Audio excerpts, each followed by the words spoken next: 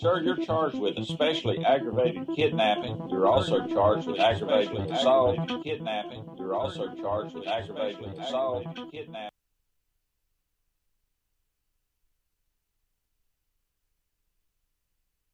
And you're charged with theft of a firearm worth less than $2,500. You're talking about stuff that is not We will bring the jury. Hello and welcome to the Court of Public Opinion. I am the Recovery Addict, and boy do I have a case for you today.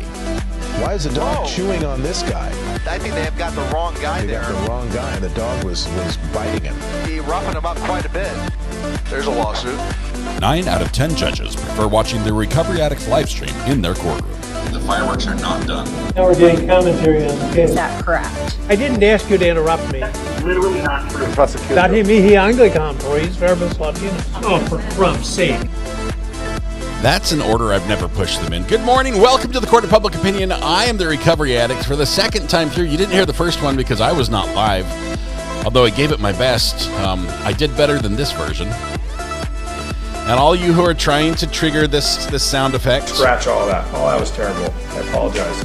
it's not going to work because in addition to me screwing up this morning, Lumia Stream chose today of all days, to stop supporting this wonderful computer I've had since 2017. It's an Intel-based iMac, and commands don't work anymore for the foreseeable future. I'm sorry. Everything, Troy, everything we did for you doesn't work. It's broken now. Ask me how I feel about that. No, don't do that. All right. I think if you pay for software, they should at least let you keep the version you bought and not require you to upgrade to a version that no longer works. That's a small ask. Maybe it's a big ask. I don't know. It's a small ask, but everyone has to stand all day. So, here's the thing. I can move this to another system. I could move it to this laptop. But I have to get every single sound effect that's on here. I have to find them all and move them as well, which is probably a good idea because then I can stick them in the one folder and have everything together. It's something I need to do anyway. It's just a couple days worth of work. We'll get it fixed. Let's see. Love's True Crimes. I haven't even heard about this one. Did it just happen? Usually it takes 3 years to go to trial if it's a murder trial.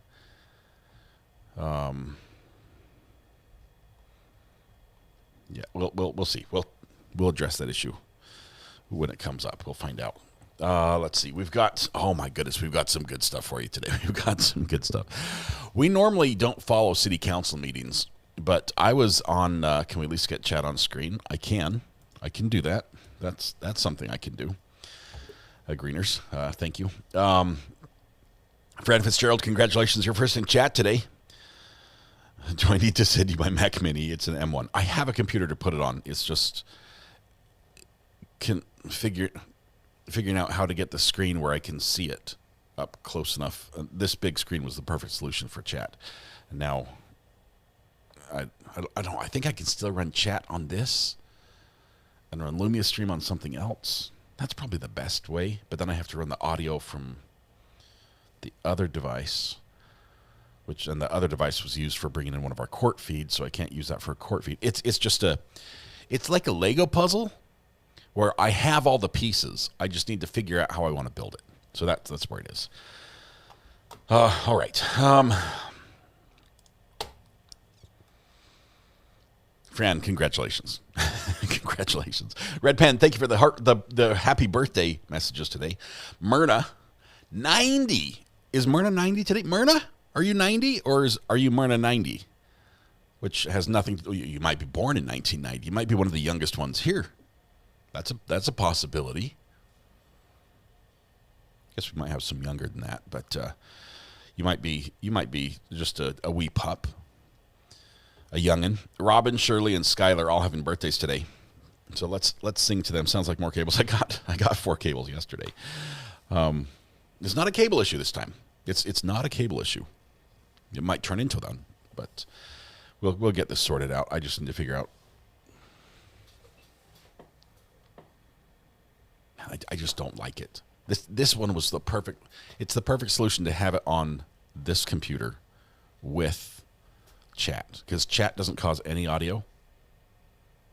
In and of itself, and have running the audio from that as well. It's doing two things and not tying up. Now my feed that I bring in, say for instance, right now I'm watching a jury selection and trial out of Florida on. I can use that computer to do it, but now I can't get audio. I can't bring that feed in because it would always have the audio coming with it as well. I wouldn't have a clean feed. It's confusing. I'll get to it. We'll sort it out somehow. All right. Hey, let me say this real quick. Over on Facebook, I know we've just got a small group here because everyone's watching Lindsay Clancy, even though they don't want to. No, I'm not blaming them. If you guys can have some thoughts and prayers and kind words and encouragement, and if you're able to support for Britta Aller. Britta's a good friend of the channel, going through some tough times. She's posted over on Facebook, and we're trying to see if there's a way that if someone is able to help her, they can help her a little bit. She's in a tight spot, living wise, with sounds like a bad landlord that left them in a bad way, and I'm concerned about sharing a direct link to someone for a donation or something, because it does open up the door to potential scams and people sort of doing reverse donations where they try to trick people into sending the money instead of sending them. It's backwards. So that's what I'm concerned about. We're trying to work that out with mods and everything. If you could, we're running that over on Facebook. We're going to handle that, and I sort of got Amber heading that up. Britta, we're thinking of you, trying to think of what we can do to help as well. So that's there, and Britta deserves all the love for sure. Let's see. We have. Let me go back to birthdays. Let me sing the birthday thing. Wherever you are. If you're legal and disabled, stand up, take a deep breath, shoulders back, project your voice to the back of the room, blend your voice with your neighbor, and warm up with me if you will. La la la la la la la. Took a bit, but I got it. I sort of like warm. Here we go. Happy birthday to you. Happy birthday to you. Happy birthday to Myrna 90. Robin, Shirley, and Skylar, happy birthday to you. Myrna, who may be 90. Robin, Shirley, and Skylar, happy birthday. There are many wonderful days, but today's your special day, and I realize there are a million places you could be and a billion people you could have celebrated with, but you chose to be right here with us. The privilege, pleasure, the honor, the joy, that's ours. Hopefully we can turn that joy back to you and make your day just a little more special. Begin by helping yourself to free pancakes at Denny's, IHOP Village Inn, Waffle House, McDonald's, Tammy Dunlap's House, Andy's Grill, Bob Evans, and Cracker Barrel. Podcast tonight, yes. Just a special edition podcast. We've got some fun stories tonight. Let's see.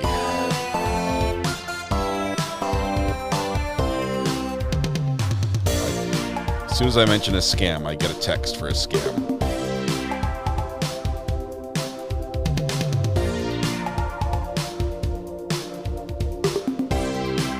Seen that one before.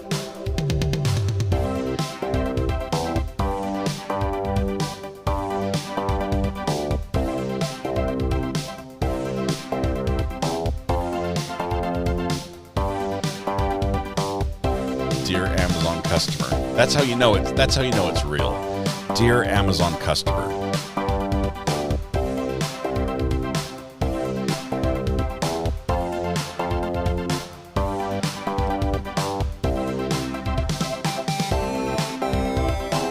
A refund, click the link below. No, don't click it. All right, fun stuff. OG Boston Shawn, 30 months. 30 months.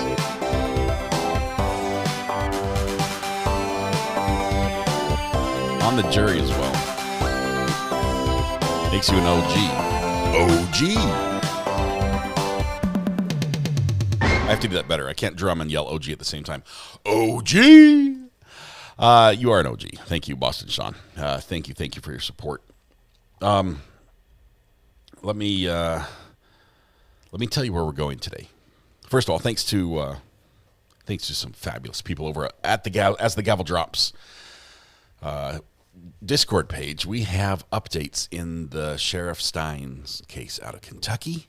This is the case where the sheriff shot the judge in his chambers on camera.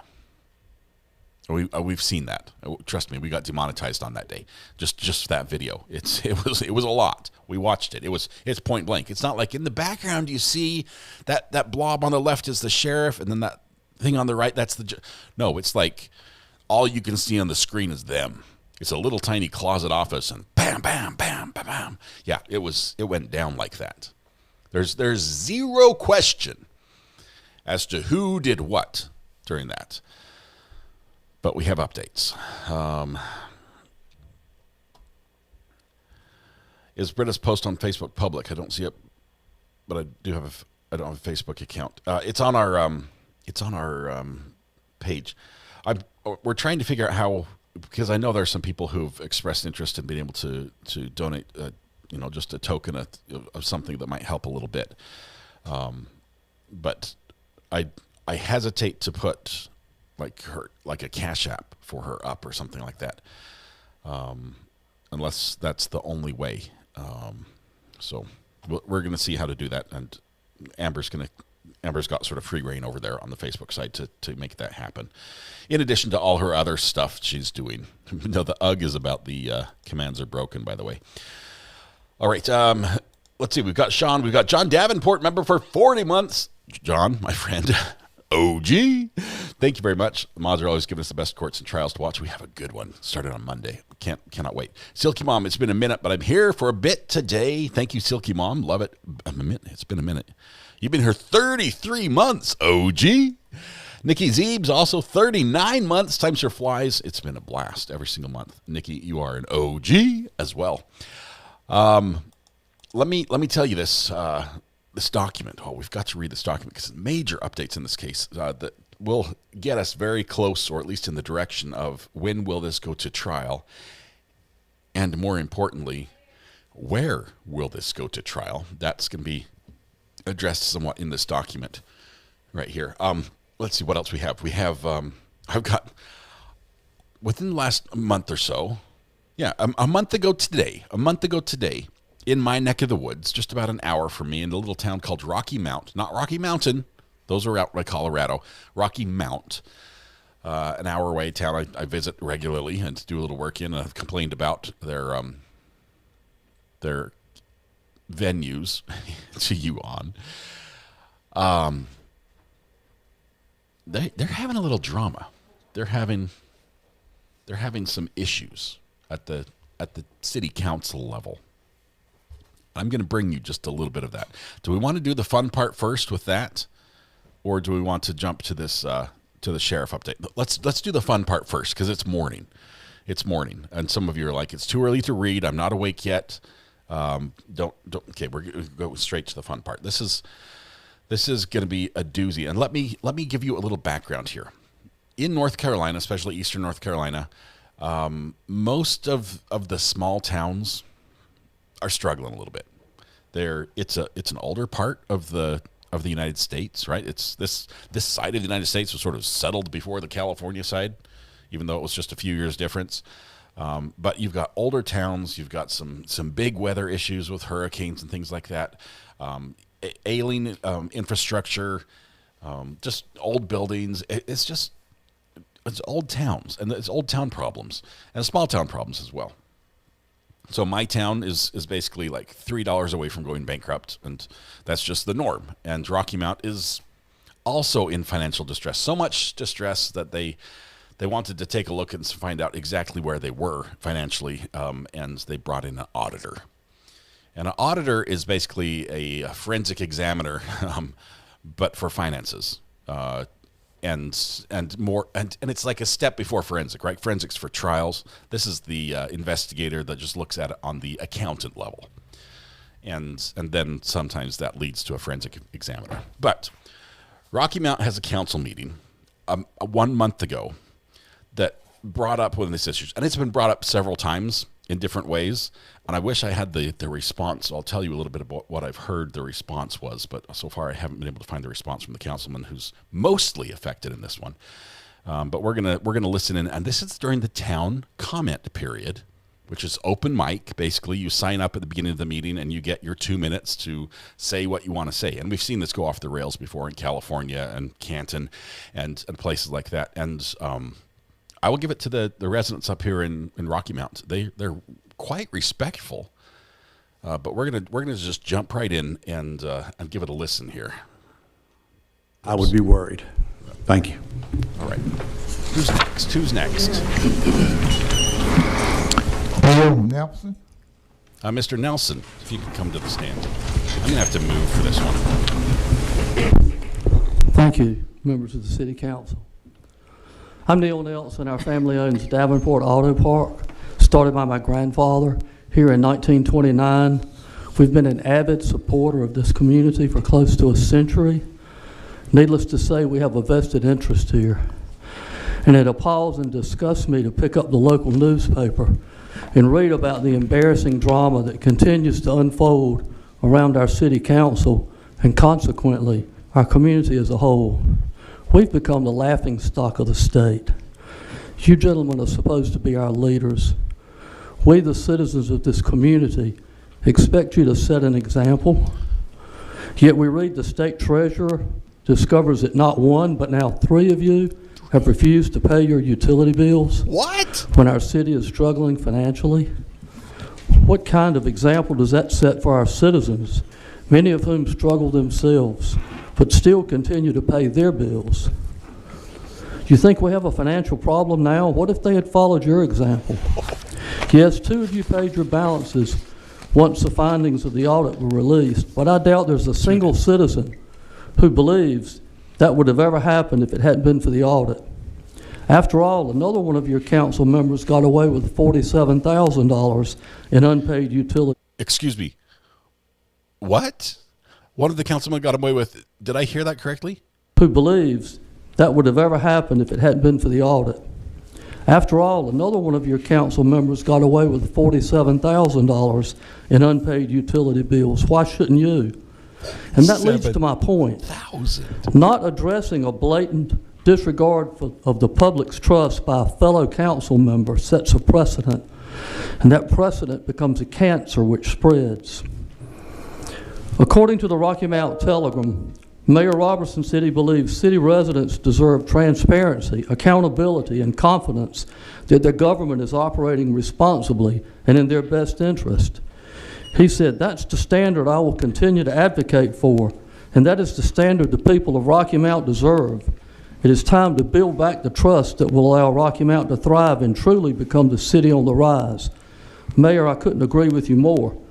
But talking about transparency, accountability, confidence, and trust is a joke when one of you has the audacity to sit up here knowing you got away with $47,000 in unpaid utility bills while the city struggles to pay its bills and is having to raise taxes on your fellow citizens. The only way to restore trust in this council and the leadership would be for that councilman to step up and agree to pay the $47,000 he took from the citizens of this community. But it's been apparent all along that he's just not going to do that.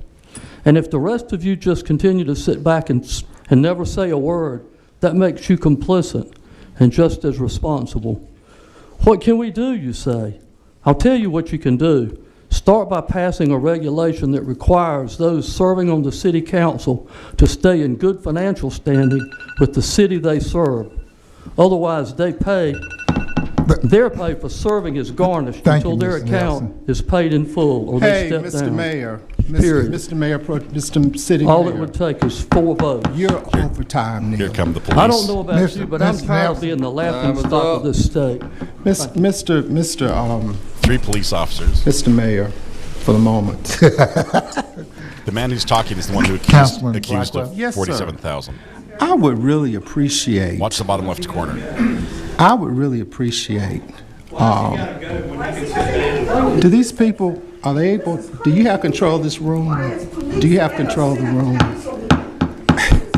Please, It's laughing. I guess anybody can write rules and do what they want to do.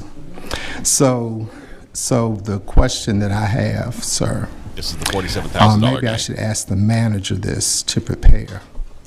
Perhaps there is some conflict of understanding about a write-off process. Do tell.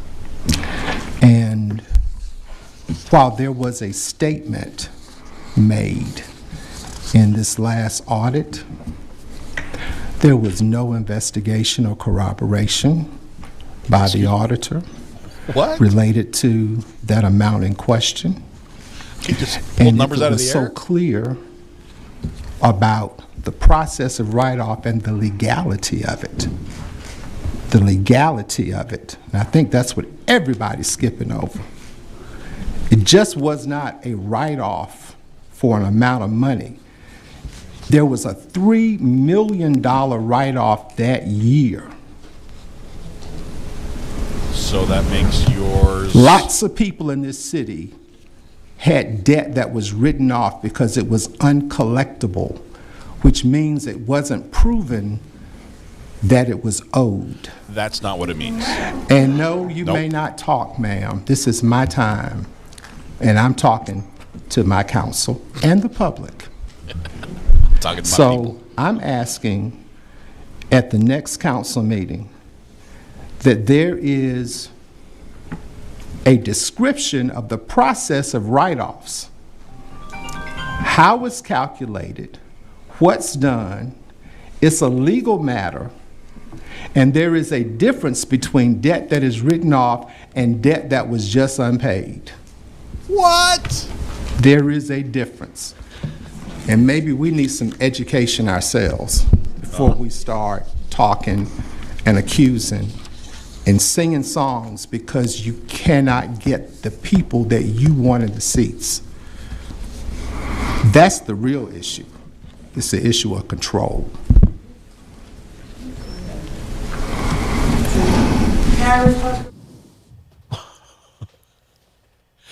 So I thought I'd bring you that because that's what's happening up in Rocky Mount right now. Well, they're literally discussing raising taxes to pay the bills because the city can't cover their bills. 3 city councilmen owed significant utility bill amounts. 2 of them, once the audit came out, paid what they owed. The third one, who we just heard from, did not. And the town did a financial maneuver, an accounting maneuver called a write-off. This is not where they look at it and say, oh, yeah, we overcharged you, or oops, we forgot to record your payment, or something of that nature. A mistake was, an error was made on your account. We used a multiplier that was wrong that month.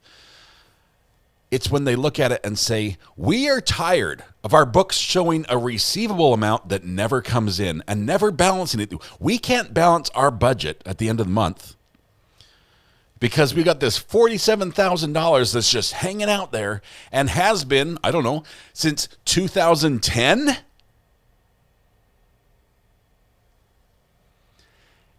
And we're tired of trying to collect on this. We're tired of spending money on this. We're just going to write it off. It's not worth the aggravation because we're never going to get anywhere. That's a write-off.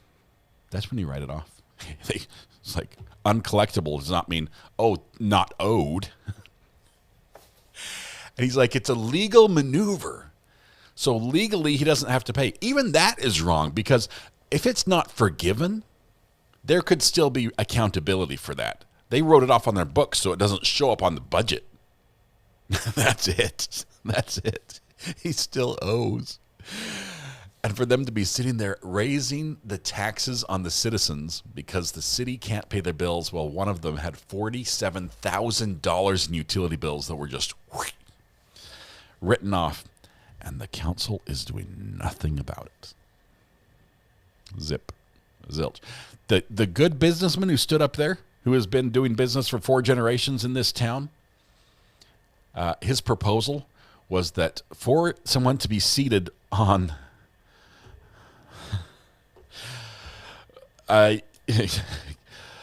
Loves True Crimes, thank you very much. It poses significant challenges. That is the single most generous super chat this channel has ever seen. It just poses a few challenges getting that to her. Mostly because anyway, let me finish. Let me explain. Loves True Crimes, that is super generous. But let me explain why. No more, please. Nobody do any of those. I'll explain in a second. The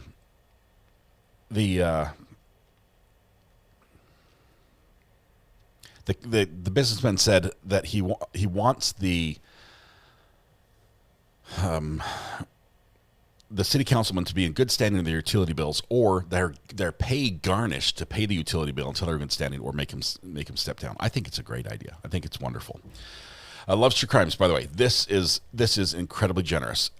I would, if there's somebody who wants to make a donation, reach out to me directly. Let me give you her information personally. I don't want to put it on the screen where anybody can get it. The problem we have makes an accounting nightmare is that YouTube takes 30% before I get it, and the IRS takes another 30% of it before I get it, and I will get it on September 21st. That's when. So this super chat will come to me on September 21st. So that's the challenge. And I have to do some tax and some accounting issues. So please don't do that. Please don't do that. You're good. No, I should have explained it, and I hadn't. You are most generous. Shoot me a text message on the burner phone if we can do that, and I will send something to you. That your heart is in the right place, and that is just incredibly generous. We're working on a workaround to cut me out of the loop, because that cuts YouTube out and it cuts the taxes out, and it gets hairy that way. So we're gonna get this figured out. So you're good, and thank you very much. Or anything for Britta, hang tight, or just a bit, or email directly. Yeah, Amber has all her personal, we have like 3 ways to get a hold of her: Venmo, PayPal, Cash App, things like that. If somebody wanted to send something, Amber has that. Britta's name's in it. Her, it goes to Britta. I hesitate to be involved at this because because if anything goes wrong in the process, it puts liability on the channel. That's all. It's just an accounting sort of nightmare and jungle to crawl through. But we'll get this figured out. Atticus PMA member for 8 months. Welcome to the jury. Am I pink yet? Are you pink yet? Thank you. Thank you. On the jury. Not yet, but you'll be there shortly. Uncivil Law says, I shot the judge, but I didn't shoot the clerk. Let's talk about this. Kurt, we are going to read some documents that just dropped yesterday. We've actually got them right here. This is up in Kentucky, the Commonwealth of Kentucky, where the judge has finally issued a ruling on a hearing that happened, it seemed like forever ago. As a matter of fact, it happened on June 5th. Look at that, June 5th. Loves True Crimes. We'll get you sorted with Amber. But thank you. We'll get you sorted with Amber, okay? You're most generous. But there's my mouse. All right. So this dropped yesterday. Once again, this is courtesy as the gavel drops. I appreciate the paperwork coming through them. This is the order regarding the June 5th hearing on pending motions. There were a bunch of motions. The above listed action was set for a hearing, and this, once again, this is Kentucky versus Shawn Stines. Shawn Stines was the sheriff who shot the judge in the judge's chambers, and we watched it on video. And there's no question. The only thing we don't know is what was being said there, because it was no audio on the video. It was just It was just video. The above listed action was set for a hearing on all pending motions on June 5th, 2026. That means everything that's been filed we're going to address in one day. At 10 a.m. local time in the Leslie County District Courtroom by agreement of the parties. At this hearing, the court heard arguments from the parties on all pending pretrial motions. After reviewing the pleadings on all pending motions and having heard arguments of the counsel, the court hereby rules as follows. First, the first pleading addressed at the hearing on June 5th was the regard to the defendant's motion for hearing pursuant to KRS, this is the Kansas rules, 532.135, to exclude the death penalty at trial. By agreement, the parties, the court held this matter in abeyance. So this is going to be, it's set off. Okay, so we're not making a decision right here about the death penalty, whether or not will be sought. The next motion addressed by the court was in regard to the Commonwealth's request for an additional mental health exam to be performed. So the Commonwealth, the state wants the mental health exam. Detect Vids, thank you very much. 25 months, OG. Appreciate you. State wants the additional mental health exam. The Commonwealth's motion for this mental health exam is granted. The defendant filed a notice of intent to introduce expert evidence of criminal responsibility. When they say expert evidence of criminal responsibility under this law, they're actually talking about when they're not responsible, like mental health issues makes them not responsible. They were, literally out of their mind when they did this. And so that addresses the issues of guilt and punishment. As recognized in Bishop v. Cottle, the Commonwealth has a right to rebut a defendant's position that he is not criminally responsible for the offense. Right? They're saying guilty, but not, you can't punish me by reason of insanity or something like that. Not guilty by reason of insanity. Yes, I did it. No, I'm not guilty. The rules contemplate that the trial court possesses supervisory authority to manage how a mental examination is conducted. Both the rules state in part that the court shall, for good cause, allow the attorney for the Commonwealth to file the motion for examination. We've done that.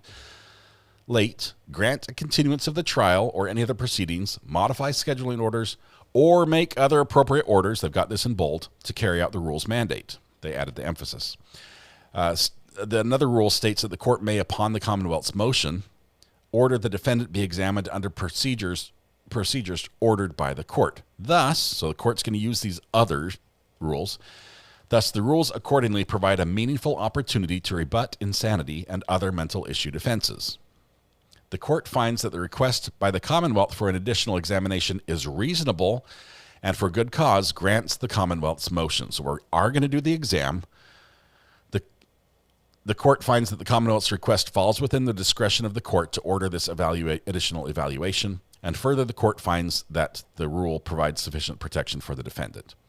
It's further ordered that the additional examination be set at a date and time agreed by the parties, so they both have to come together on that. The defendant's request to have their examining doctor present at the evaluation is also granted. So you get one doctor and we get one doctor. The defendant's request for the court to order Dr. Allen from KCPC to attend the additional evaluation is denied. I don't know why they wanted Dr. Allen, but the court is not going to order Dr. Allen to go there. I don't know if that doctor can be the doctor that the defense does bring, because they are allowed to bring one, but I'm not sure if he wants to go there. But either way, the court's not going to allow it. However, if Dr. Allen requests to attend the subsequent evaluation, the court will allow him to attend. We're not going to force him to go, but if he decides to go to the next one, he can. The next matter addressed was the defendant's motion for the court to set bail. Judge Stines wants out, right? He's not happy in jail. He used to be over the jail, so he's definitely not happy there. The court held an evidentiary hearing on this matter of bail on June 5th. Under Section 16 of the Constitution of Kentucky, it says a prisoner charged with a capital offense is entitled to bail unless, number one, the proof of his guilt is evident.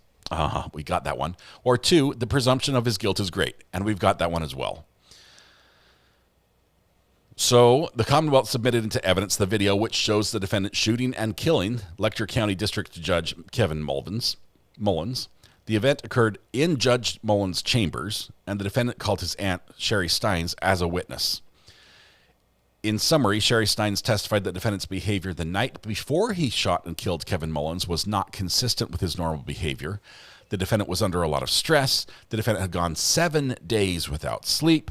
The defendant was afraid someone was going to hurt his wife and daughter. And the day the defendant shot and killed Kevin Mullins, the defendant called and asked to speak with his grandmother, who is deceased.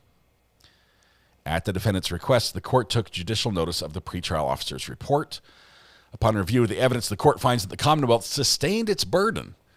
For the purpose of bail, the court finds that the proof of guilt is evident and the presumption of guilt is great in this matter. Therefore, the court orders the defendant shall be held without bail pending adjudication of the case. So he will remain in jail until this trial is either thrown out or reaches a conclusion where he's either incarcerated or found not guilty. The final matter addressed at the hearing on June 5th, 2026 was in regard to the Commonwealth's petition for change of venue. Upon review of the pleadings submitted to the court, including the affidavits of a local practicing attorney, whoever that may be, I'm not sure why they didn't put the name in there, the Commonwealth attorney and the county attorney filed in support of the Commonwealth's petition for change of venue and a review of the testimony of the hearing, and pursuant to the Kentucky law, the Commonwealth's petition for change of venue is granted. And here's the explanation. As explained in Sluss v. Commonwealth, to obtain a change of venue, prejudice must be shown unless it may be clearly implied in a given case from the totality of the circumstances. In cases alleged to be affected by prejudicial news coverage, such as this one, the movant must show, that's the person who moves for the motion, who files the motion, must show that there be prejudicial news coverage, it occurred prior to trial, and the effect of such news coverage is reasonably likely to be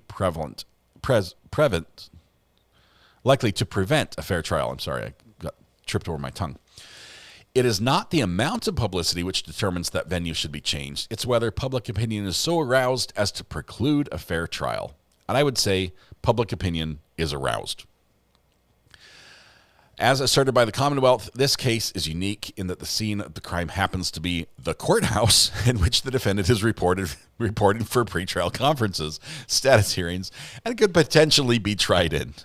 Jurors, if you could please, during the break, not go down that hallway and look in the crime scene, we would appreciate it. Can you imagine? Can you imagine the jurors like, just don't go down hallway B. Stay on the other wing of the building. Like don't look into the crime scene. Yeah, we'll do a jury view later. Additionally, as to media coverage, the pretrial publicity spans across local and national outlets, including postings of the video of the defendant shooting Judge Mullins. We did that. And of the defendant appearing in court, providing coverage of the timelines of the day of the commission of the crime, pretrial potential defenses, the court proceedings, and providing online outlets for expressing opinions about this case. Yay, YouTube. The case is subject of social media chatter, especially locally, inclusive of opinions as to the defendant's guilt. That means people are saying he's guilty or he's not guilty, or we feel this way or that way. Furthermore, as reflected in witness testimony describing Letcher County residents' strong opinions about this case, I think Brian Enton did some great stuff on this one, and as belonging to either Team Mickey Stines or Team Judge Mullins, who they've now divided into teams. Yes, we have jerseys. And the inability to seat Letcher County jury, the defendant and the deceased victim are both well-known public officials to which preconceived opinions as to character and ability creates prejudice to both Commonwealth and the defendant. The court finds that the evidence presented at the hearing was overwhelmingly supportive of the need for the petition to be granted. By granting the change of venue, the goal of the court is to ensure a fair trial to both sides. Here's the catch, though. Ready? The court was heavily persuaded by the testimony that the absolute lines of support have been drawn in support of one side or another.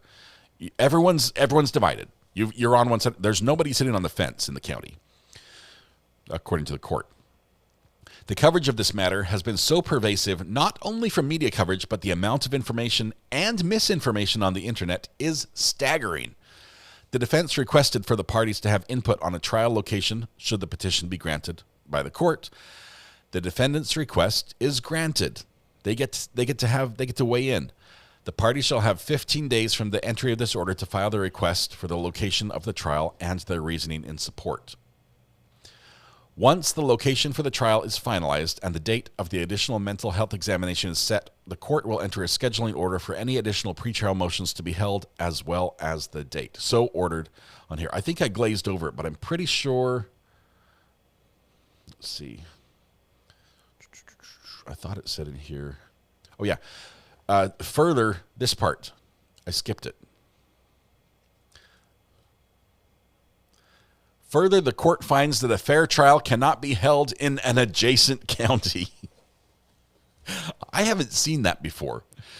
But they're basically saying it's so bad here that all our neighbors also couldn't hold this trial.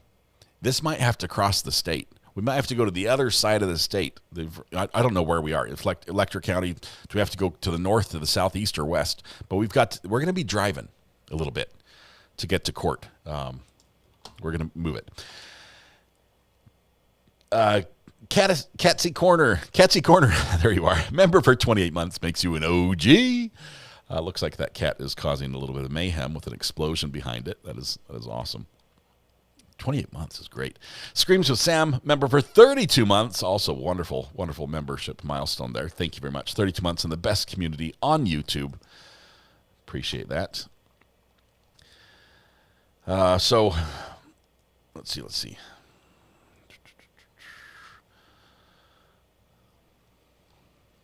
My favorite earworm detailer is Rasputin by Bologna M. What conversation did I just walk into? Changed my name, Panda Blair, but it's still got Blair in it. So this trial needs to be as far away as possible. It does, but you know it has international attention. It's going to be another big one if it goes to trial and proceeds as normal. I think we're going to have mental health issues that are sort of going to derail this trial and maybe even postpone it for a significant amount of time. If the sheriff is deemed to be mentally incompetent, he can be held at a mental health facility and treated until he reaches the point of competency. I don't know. We'll see. We'll see what happens there. I'm not sure if they say he was incompetent at the time, thus he's not guilty and just fades away into the ether, or he's incompetent now and we're going to restore his sanity and then try him for this. We'll see how this goes down. And I guess it all depends on what the doctor finds. And so we're waiting on the doctor. As Kurt says, doctor, tell me the news. All right. That said, this trial will be fire if it's available to us to stream. I think it will be, just based on the fact that the court has been open to media coverage thus far, and with all the big players who are interested in this case, it's probably going to have big lawyers attached to those media outlets, as normally happens, just like we saw in all the other big cases, like we're seeing in Tyler Robinson case. The media coalition, the people who fight tooth and nail in the Nielsen report to get viewers and eyeballs and be a little bit higher ranked than somebody else, day in and day out, they come together when they have a unified purpose like this, and they join under one lawyer and march under one banner as they fight the court for access. And I think we're going to have that where access is sort of presumed, and as I believe in Kentucky there is a presumption of access. I think that'll continue. Come back commands. I need to figure out how to do that. The tool it's the cheapest tool I buy. It's $5 a month for leaving me a stream, and it just won't let me update anymore. My computer's from 2017, and it just won't. It doesn't work anymore. All right. That being said, those are the fun bits today. I spent the night. I went to bed and woke up this morning listening in preparation for the KeefeD trial, the Dwayne Davis trial out of Las Vegas that starts on Monday. I spent the night. I put my earbuds in and went to YouTube and clicked playlist, and I think I've listened to every Tupac song on the internet. Because I just wanted to get back to, I had to get back to that high school mindset, because he was shot and killed, I believe, in 1996, So I went back and listened to all the songs and a couple of videos of his life story and everything. He is a rapper. Tupac was a rapper that was one of those underdogs, comes from the bottom, rises to the top situations. Very similar to Eminem, other than being different races. Starts off life with either a father who's not present. In Eminem's case, the father was, abandoned them. In Tupac's case, the father wasn't really in the picture and was in jail for bank robbery. Eminem's case, his mom struggled in poverty, public housing, lots of moves, things like that. Same thing with Tupac, only his mom, he was nearly born in jail. Tupac was nearly born in jail because his mom was incarcerated for some of the political activism stuff that she got in trouble with. And so just starting at the bottom and working their way up. Trouble in school. It's crazy.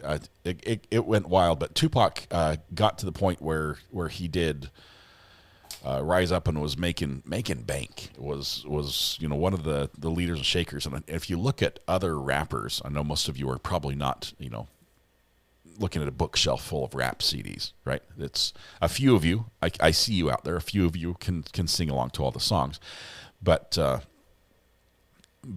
most rappers today, following Tupac, sort of have him to credit, even if they didn't like him, even if they were against him, things like that. Credit him, or should have credited him with the influence on their rap style and everything. He was very much a rapper that told stories and kept it real. Eminem definitely follows in his footsteps. His rap really singing? No, it's not.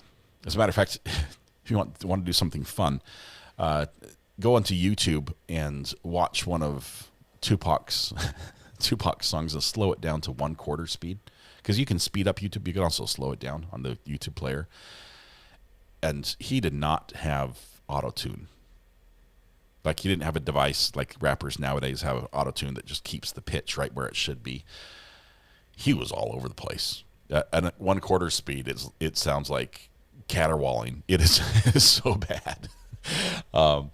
Anyway, but he did have something that resonated with a lot of people, and had a story, and he had a personality that just got a lot of attention, and some of the attention was negative, and people targeted him. He got shot 5 times.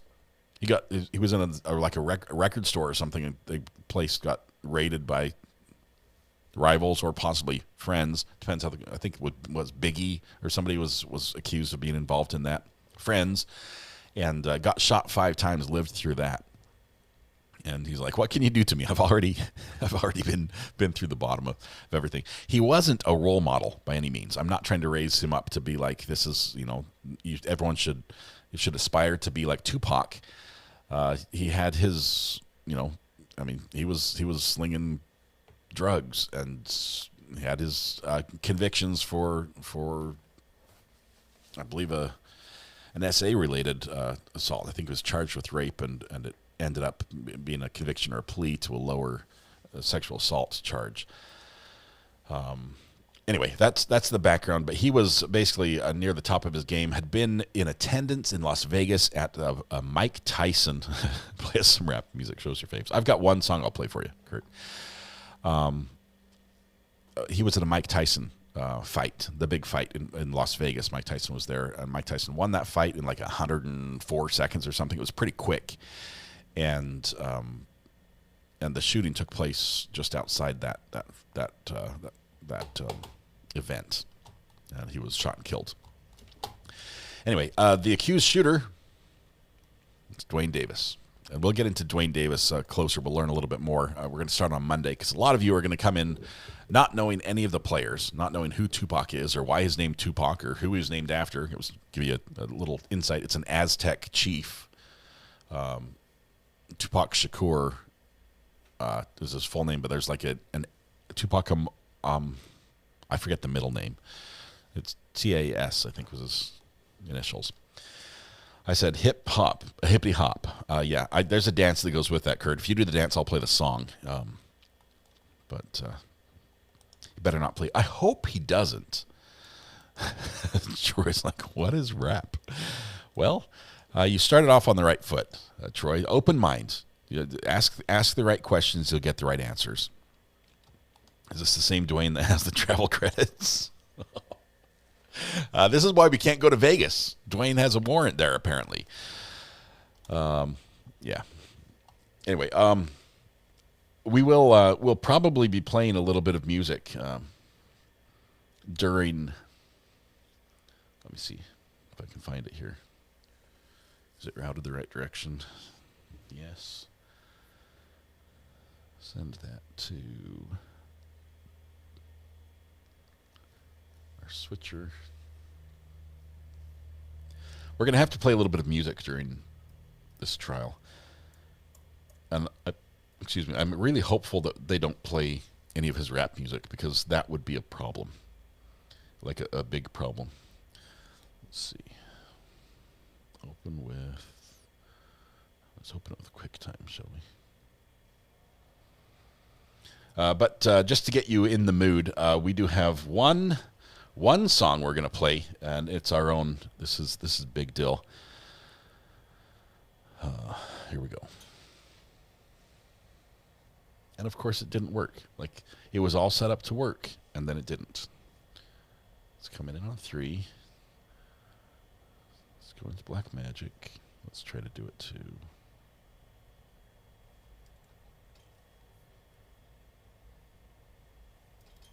Okay, let's try it again.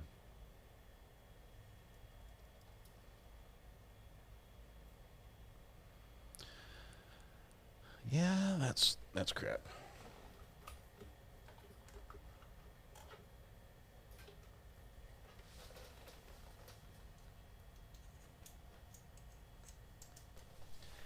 We will run it through a different device instead. It doesn't want to go through the switcher today. So we'll run it through this one. Now we're gonna give it a play. Wake up in the morning wearing headphones. I'm running court into your brain like it's an end zone. My money's green like the pickles and you want some. Don't interrupt cause I don't want your lame objection. From leg t-shirts to murder, I think I've seen it all. From picking juries to when the gavel falls. The judge takes the bench and the bailiff yells, all rise and pay respect to the one and only go to true crime. Imitators they try but they just can't achieve. And when they fail they be like, ow, I stepped on a beat. Take the stand and the jury chooses not to believe, because there will never be another creator like me. Big deal in one corner and the count in another. We've got the judge reading chat while we talk to the lawyers. All our clips go viral, they're too good not to share. Came in late, check the thumbnails, you'll find it all there. They say I'm addicted to rhyme, but it's more than just time. And the mic is hot, the gavel drops, and I'll be talking about crime. And don't you worry about the sound, cause I'm keeping it real. Just like a pickle jar, but I'm one big deal. They say I'm addicted to rhyme, but it's more than just time. And the mic is hot, the gavel drops, and I'll be talking about crime. And don't you worry about the sound, cause I'm keeping it real. Just like a pickle jar, but I'm one big deal. There we go. That'll get you in the gangster rap life mindset for this trial starting on Monday. This trial, by the way, has unprecedented interest from all over the world, like all over the world. Europe is crawling all over this. The video production houses are getting access. BBC, Sky News.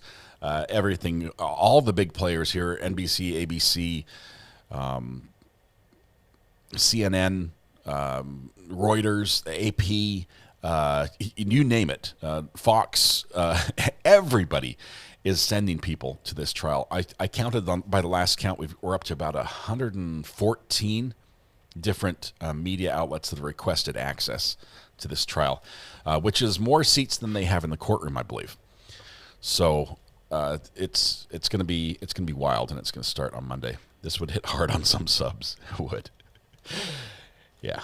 It's funny because this takes me back today. When I tell you that I was in high school and we did that Teens Against Gangs and Graffiti club that I was a member of, we all got T-shirts and everything. We went around to schools talking about the evils of gangs and rap music in general. Having never A, seen someone who was a gang member, or B, been in a gang, that was my background. But I did study, and we studied Tupac. We studied the songs and listened to it, and so listening to them takes me back, and I know I can decode all the lyrics and tell you what he's really talking about, and it's usually dirtier than you think, and more violent than you think. So, Uncivil Law Gang is the best gang. Bring it. What are your colors? What are your colors, Kurt? Show us your best signs. By the way, Tupac was West Side, so if you see his videos where he's doing the crossed over two fingers with, that's like, this is the W, it makes the W, and then this is the S, the crossover for the S. West Side was the gang sign, and you'll see that in a lot of his videos if you watch that. Orange and purple, baby. Orange and purple. There you go. That's also the sort of basic colors of the ECU Pirates, sort of yellow and purple, but I think I've got colors. I could hang in your hood and wear your colors, I think. Used to teach rap, poetry, in English class. Got interested with the ESL English learners. Yeah, me as an expert in gangs. The irony is not lost on me. The funny part is driving by some of these communities, because we got a donor to donate like $1,000 to make these like road signs that we literally planted at the side of the road, like where it says like school crossing, a sign like that, but it's just a little rectangle that's probably, I don't know, a foot tall by 8 inches wide. It's like an 8.5 sheet of paper, and it's like gang-free school zone, and there was no legislation behind it. There was I don't even think we had authority to put the thing on the road to begin with. But there were official signs with this, stop sign posts and everything, and they're still up in some places. But the club lasted 1 year, and I think the principal found out that all we were doing in our class was listening to rap music and watching music videos, and he put an end to it. I don't know why. I think he's probably pro gang is why that happened. Let's see. Brandon says about the Kentucky trial, I figure if it's moved, they'll have to go to Western Kentucky. That means it's more of a drive for me if we decide to go there in person. But Kentucky's pretty. How many gangs are in Utah? We actually have a few, because Utah is on that I-15 corridor for smuggling drugs into the country. So it has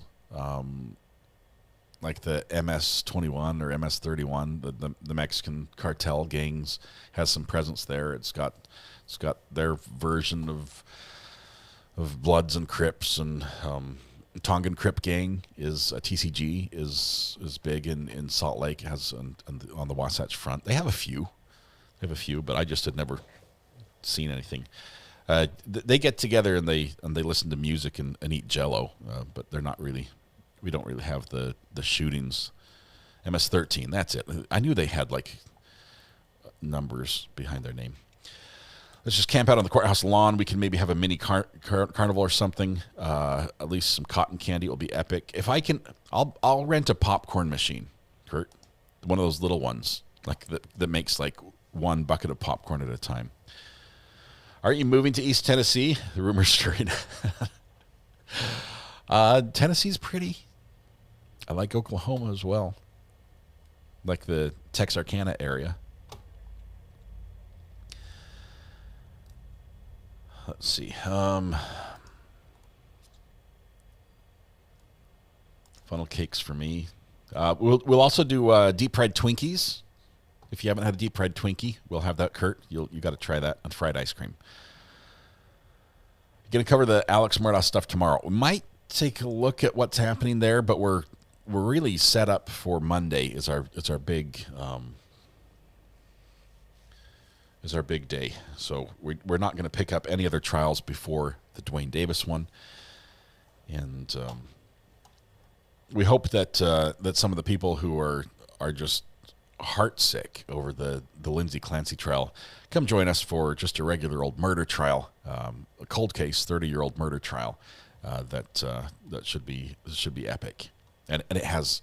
I got to give a shout out to Law and Crime. They have set up with the judge's permission, great camera angles, incredible mics in a excellent sounding courtroom. We have wonderful picture. The distribution system is fantastic. It's been tested. It's working. It's wonderful. So lots of love to Law and Crime /Court TV for the setup over there, because the whole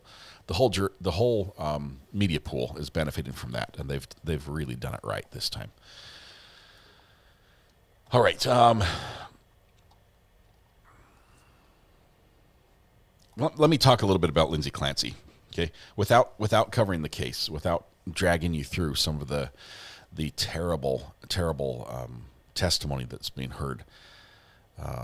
Brandy Churchwell tweeted out yesterday an excellent tweet, excellent analysis of what she's seen in the case so far, and how the end of yesterday's testimony was some of the hardest testimony to listen to that she's ever heard in her years of watching, true crime type cases, and it really does show that the prosecution is doing something that I think is wrong, and they're trying the case on emotion. And so we have, and I realize it's their case to try, and they can present the case the way they want to, but we have a case where the defendant has stipulated to the fact that she is the person who killed her children, and that the method that they say she killed her children by was correct and accurate, that all happened and it was her. There's no question. But when it comes to the state's responsibility for choosing elements, to proving elements of the crime, that box is checked with a stipulation. There's very little they have to do beyond that to prove that point, and instead they're focusing on the details of how the children were killed.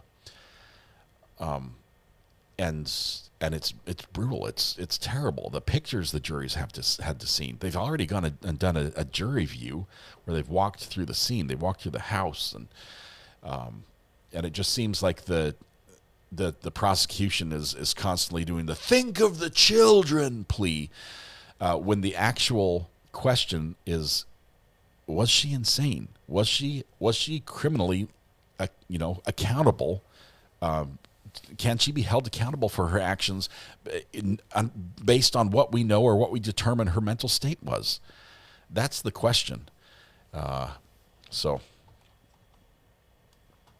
Linda Lou says, I'm dying here. I'm trusting RA, and I'm thinking MS-13 branched out to MS-21 or something in Utah. they upgraded, got a few more numbers.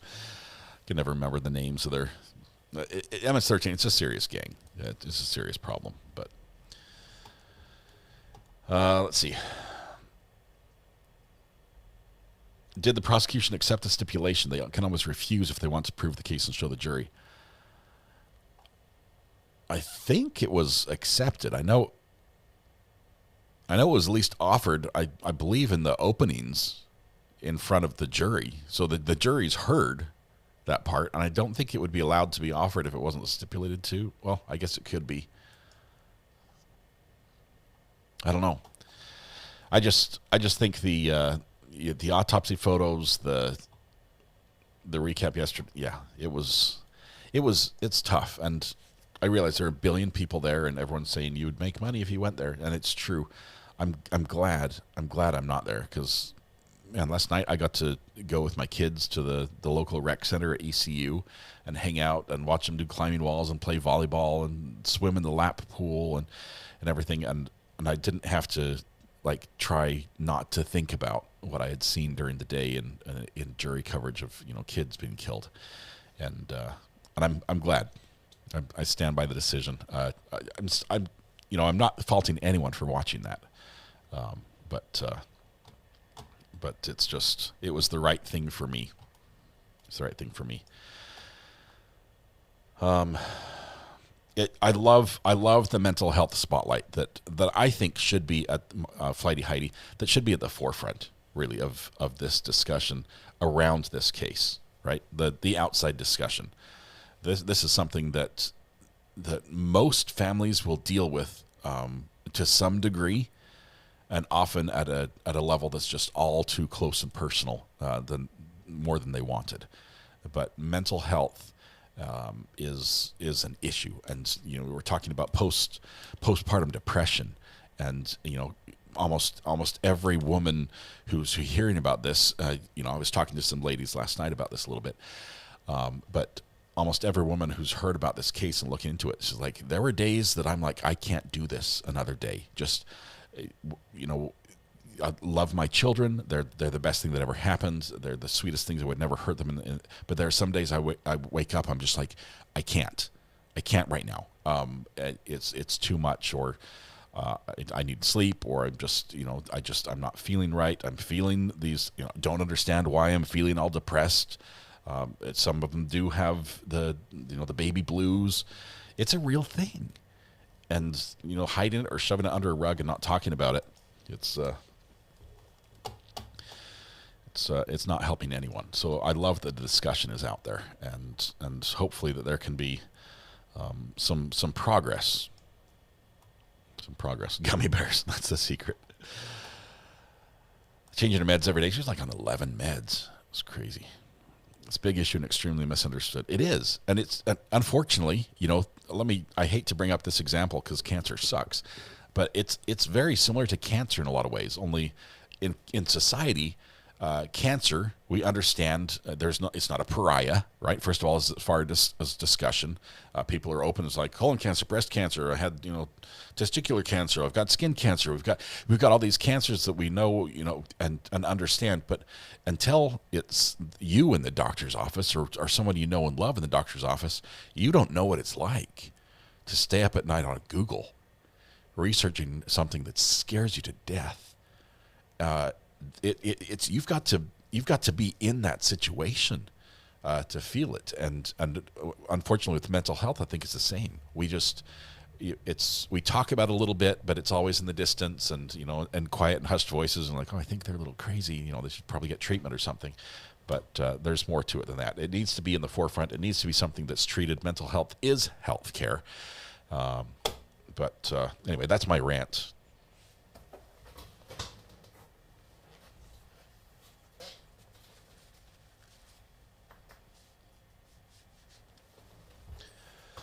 All right,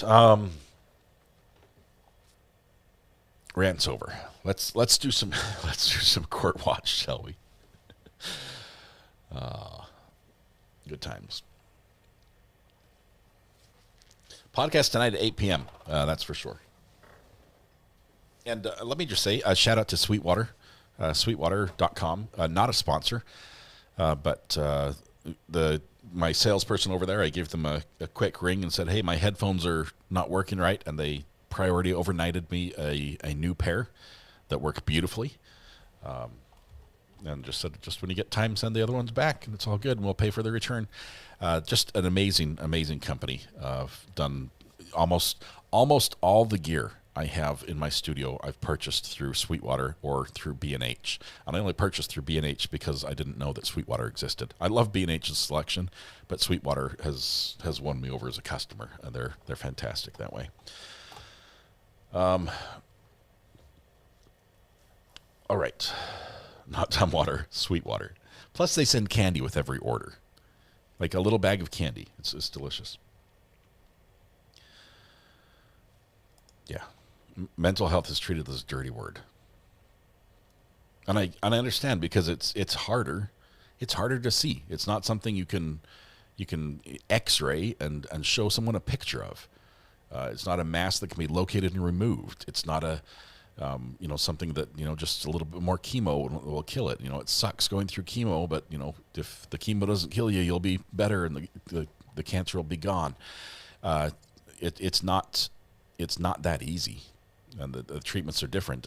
And sometimes one person who suffers from depression might, it might be like Prozac made me whole again, and somebody else takes Prozac and says, when I take that, it gets 10 times worse. And so there is all sorts of, I didn't just single out Prozac for a reason, but Anyway, lots of stuff. But yes, court, please. Let's go to court.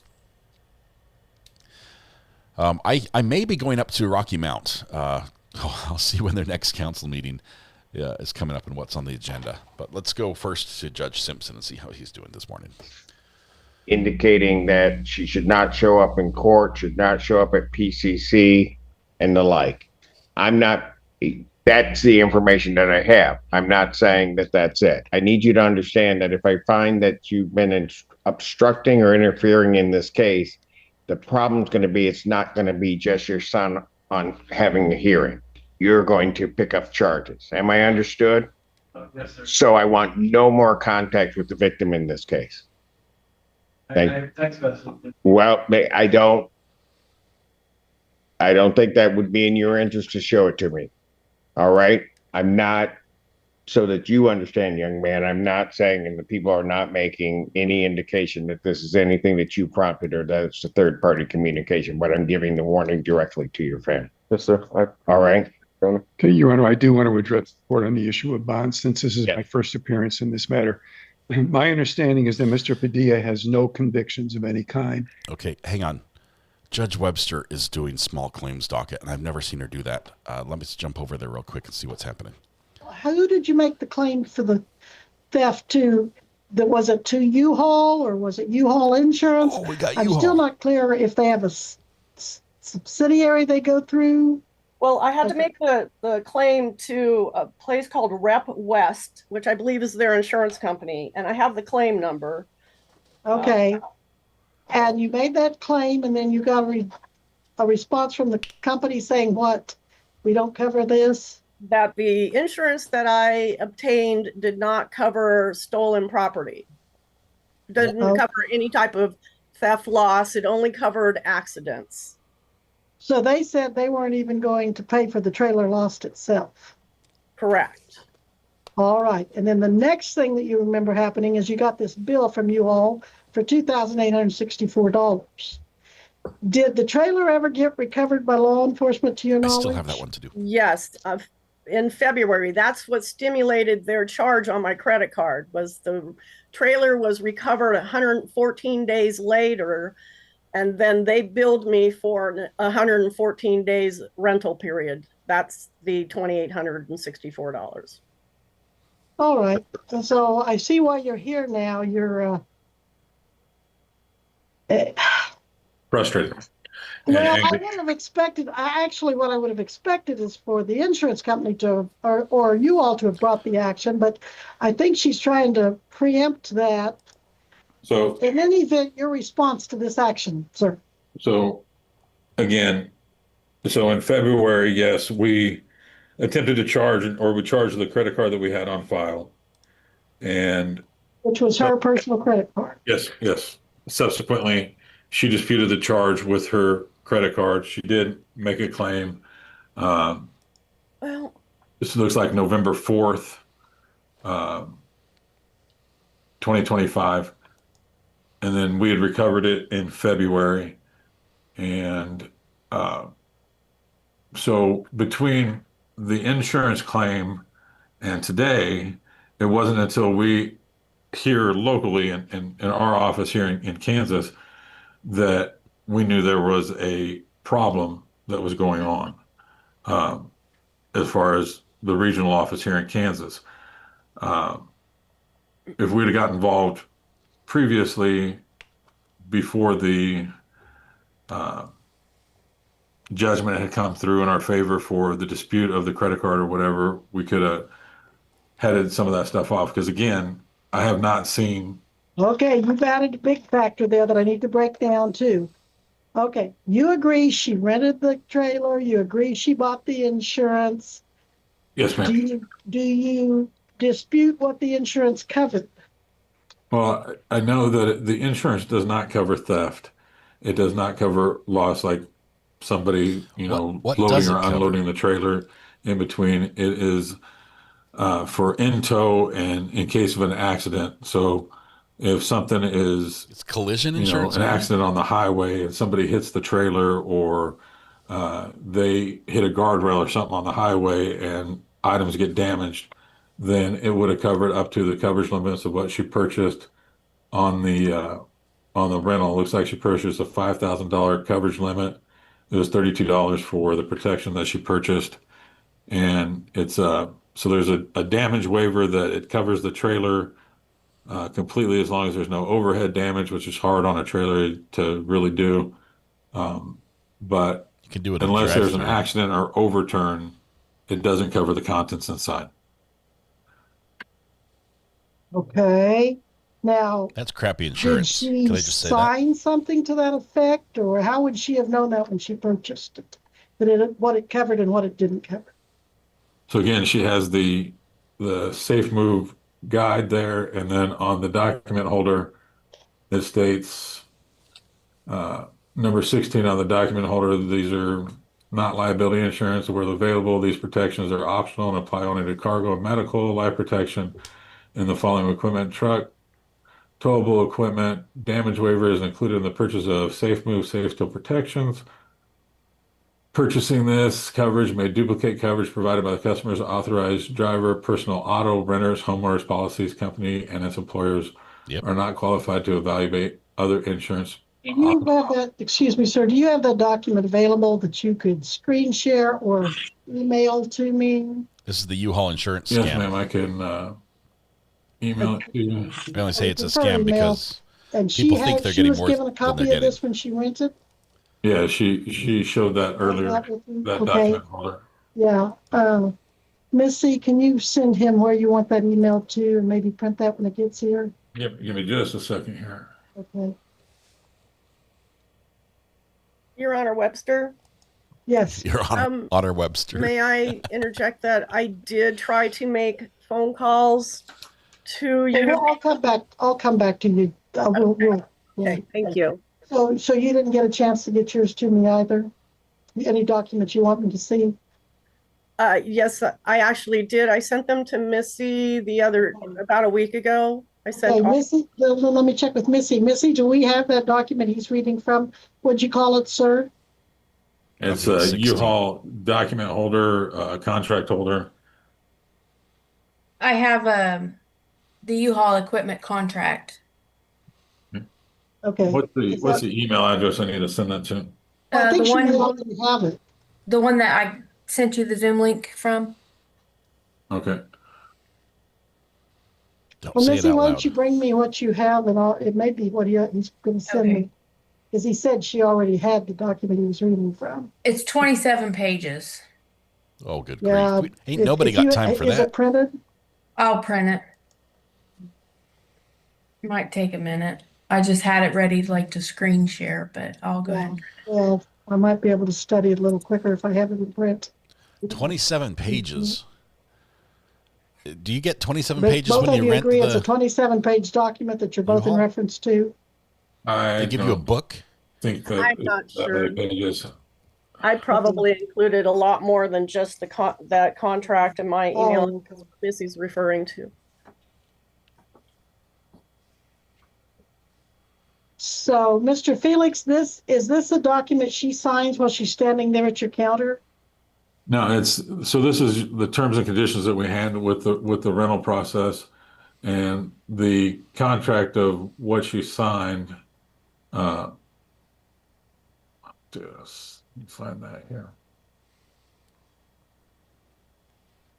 U-Haul's probably going to win this one. She goes down there, or I go down there, or anybody goes down to rent a U-Haul. And what's the process? I come in, I say, I want a U-Haul. What do you do? We go through the reservation process or the rental process, get their personal information, verify that the vehicle that they have is capable of towing a trailer, has wiring for trailer lights. We hook it up, and we do the rental process, assign the equipment, ask them if they want protection on the trailer, and go through. That's the word you use is protection. Do you want protection on the trailer? Yes, ma'am. And then what? And then it will go through the different amounts of the coverage limits on the trailer and go through the rental process and tell them that it's a damage waiver basically, but it has limited medical and contents coverage in case of an accident or overturn. Okay, accident or overturn. Thank you, Missy. Yeah, that looks like that's easily Misunderstood. 27 pages. Okay, the first document on the top says U-Haul equipment contract. So at some point you give the renter a copy of this document. Are you familiar with it? It's Yes, ma'am. okay. So the rental rate was $14.95. Is that per day? Yes, ma'am. And then that rental charge, is that a one-time fee?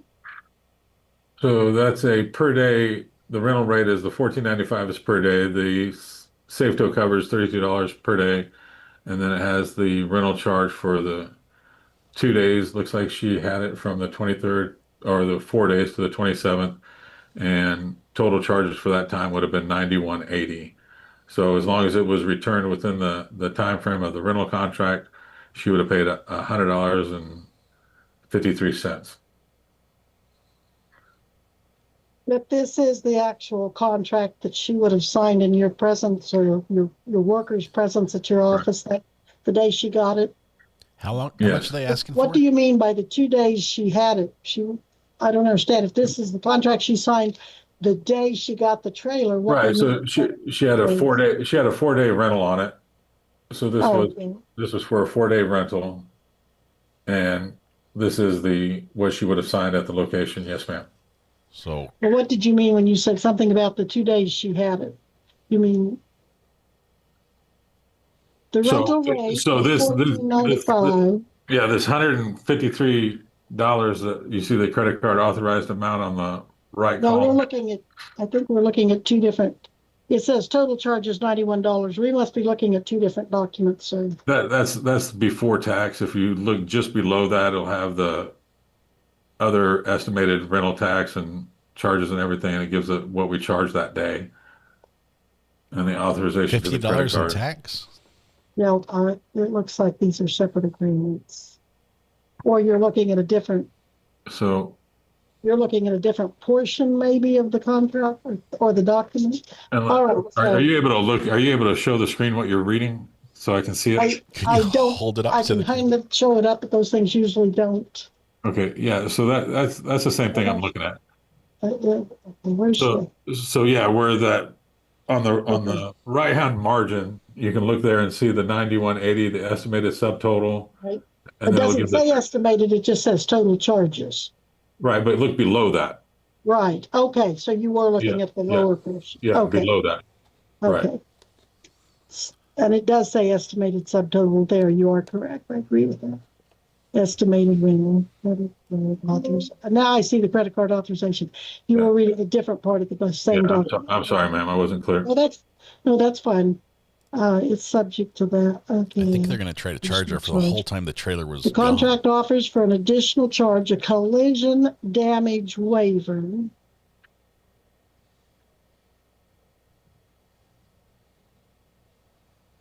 The paperwork is going to support U-Haul. Okay, and that's what you're reading about. What we don't have is whatever the salesperson told her. She needs to consider whether it would be duplicate to her homeowner's insurance and so forth, basically. Isn't that another way? Okay. Right.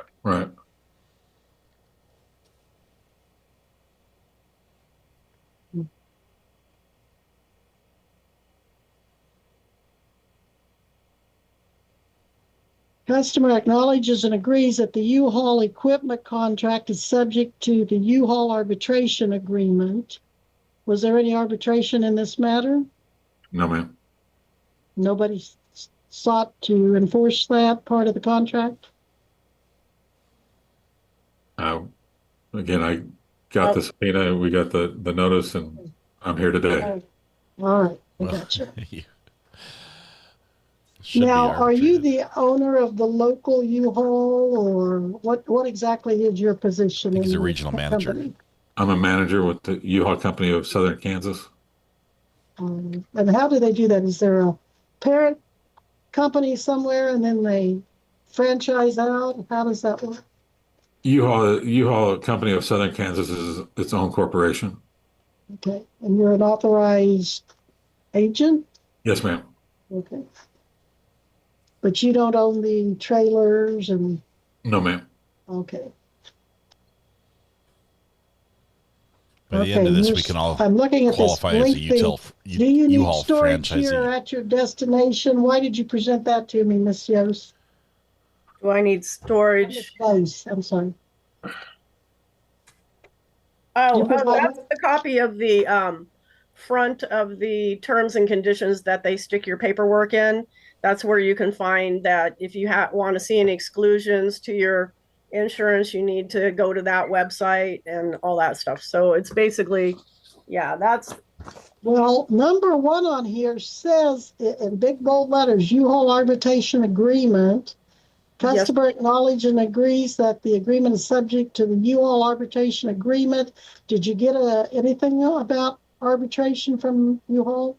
No, I did not. I went down to the local rep U-Haul here in Greenwood, and I was given a list of phone numbers, and I made a phone call, and I was told on that phone call that the insurance does not cover loss, period, end of a discussion.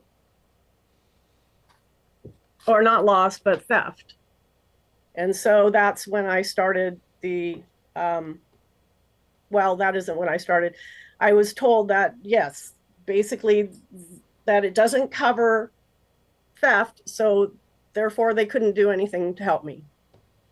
So you're suing them. And who were you talking to? Were you talking to someone in the position of Mr. Felix, or someone in the main company, or? I was given a list of 4 names, and they have 4 different phone numbers. And I called, I'm gonna say, I think I called Doug Carruthers' phone number, and his assistant answered, and I do not recall the assistant's name. But then the assistant got back to me and said that Carruthers was not available, but what he was being told is that the insurance does not cover theft, so therefore there was nothing they could help me with. And I said, can you have Mr. Carruthers call me? And he said he would, and I never received a phone call or anything back. And I'm sorry, I don't know who Mr. Carruthers is. Could you tell me? I don't know what his title is, but it was one of the 4 names that the local U-Haul rep had given me to approach the situation with. So Doug works in our regional office here in Kansas City. Okay. So. All right. These protections in all caps are not liability insurance. Where available, these protections are in all caps optional and apply only to cargo and medical and life protection in the following equipment: U-Haul rental truck and towable equipment.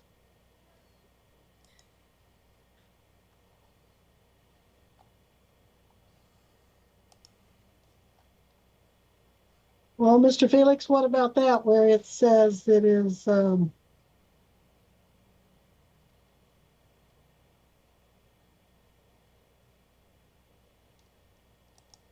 first I'll go to you, Miss Vose. Do you agree that number 16 in that document says these protections are not liability insurance?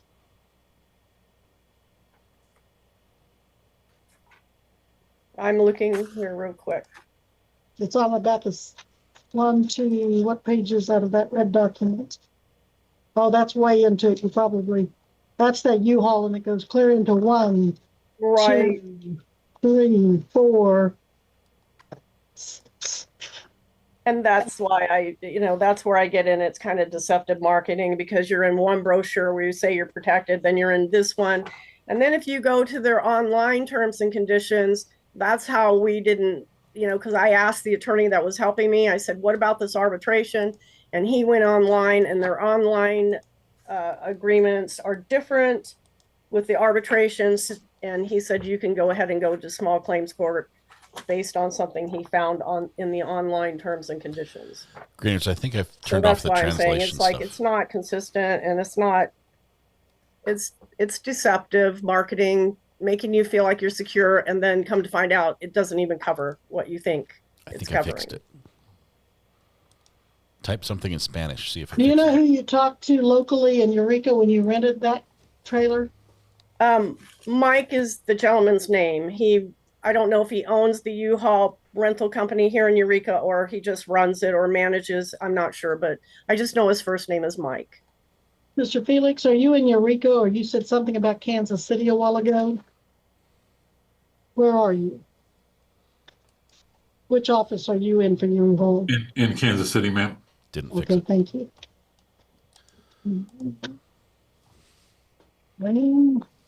Try this again. All right, so you were, this guy, Mike, gave you this document, he rented you the trailer. Do you have the document in this stack that shows the breakdown of, part of this is your police report. That's a lot of that writ. But do you have the actual rental agreement, Miss Vose? Yes. Yes. What you're reading is what I actually sent over to Missy via email. So I got the stack you sent Missy, yes. Yes. So the equipment contract is the agreement. That first page. Okay. And then the terms and conditions. Well, now, hold on. The first page is this orange. And then you're saying that's the cover sheet to it? Well, okay. And then I see pages of small print. Is this what you're calling the agreement? Well, that's part. Okay, so yes, that is the equipment rental contract. So I went down to talk to Mike, and I asked him, because at the time I seemed to have misplaced my equipment contract. And so Mike printed from his computer all of that pages, all those pages that you're looking at. And that's actually where you can find, like, where finally, they recovered the equipment in February. And there's notations in that equipment agreement. Now, let me get through all of this documentation.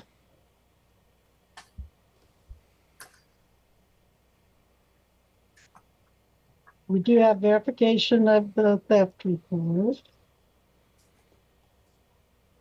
Here's your credit card statement. Although either that print is too small to read or it's got little dashes in it. Dispute misinformation. Here's your dispute.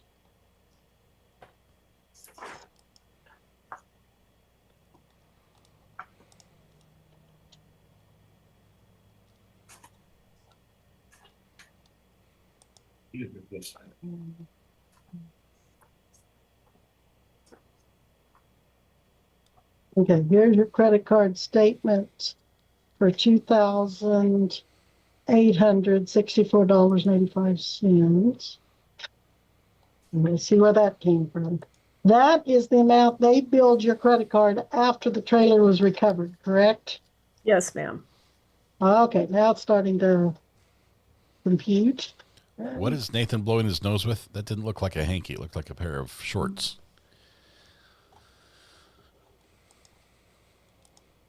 Did you all actually get that payment, or did she dispute that and it put it on hold? She did dispute it here a week and a half, 2 weeks ago. We had just got the judgment from the dispute in our favor. That's what I want to hear about that I haven't so far. So you billed her, she didn't pay. What happened next? Did you sue her? No, ma'am. Walk me through what happened on that. So give me just a second. You keep talking about this judgment. Tell me about the judgment.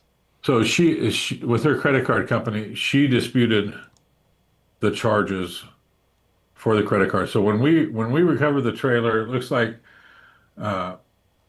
we put the trailer on hold and finished out the contract on the 16th of February, and we charged her card on the 16th of February of 25.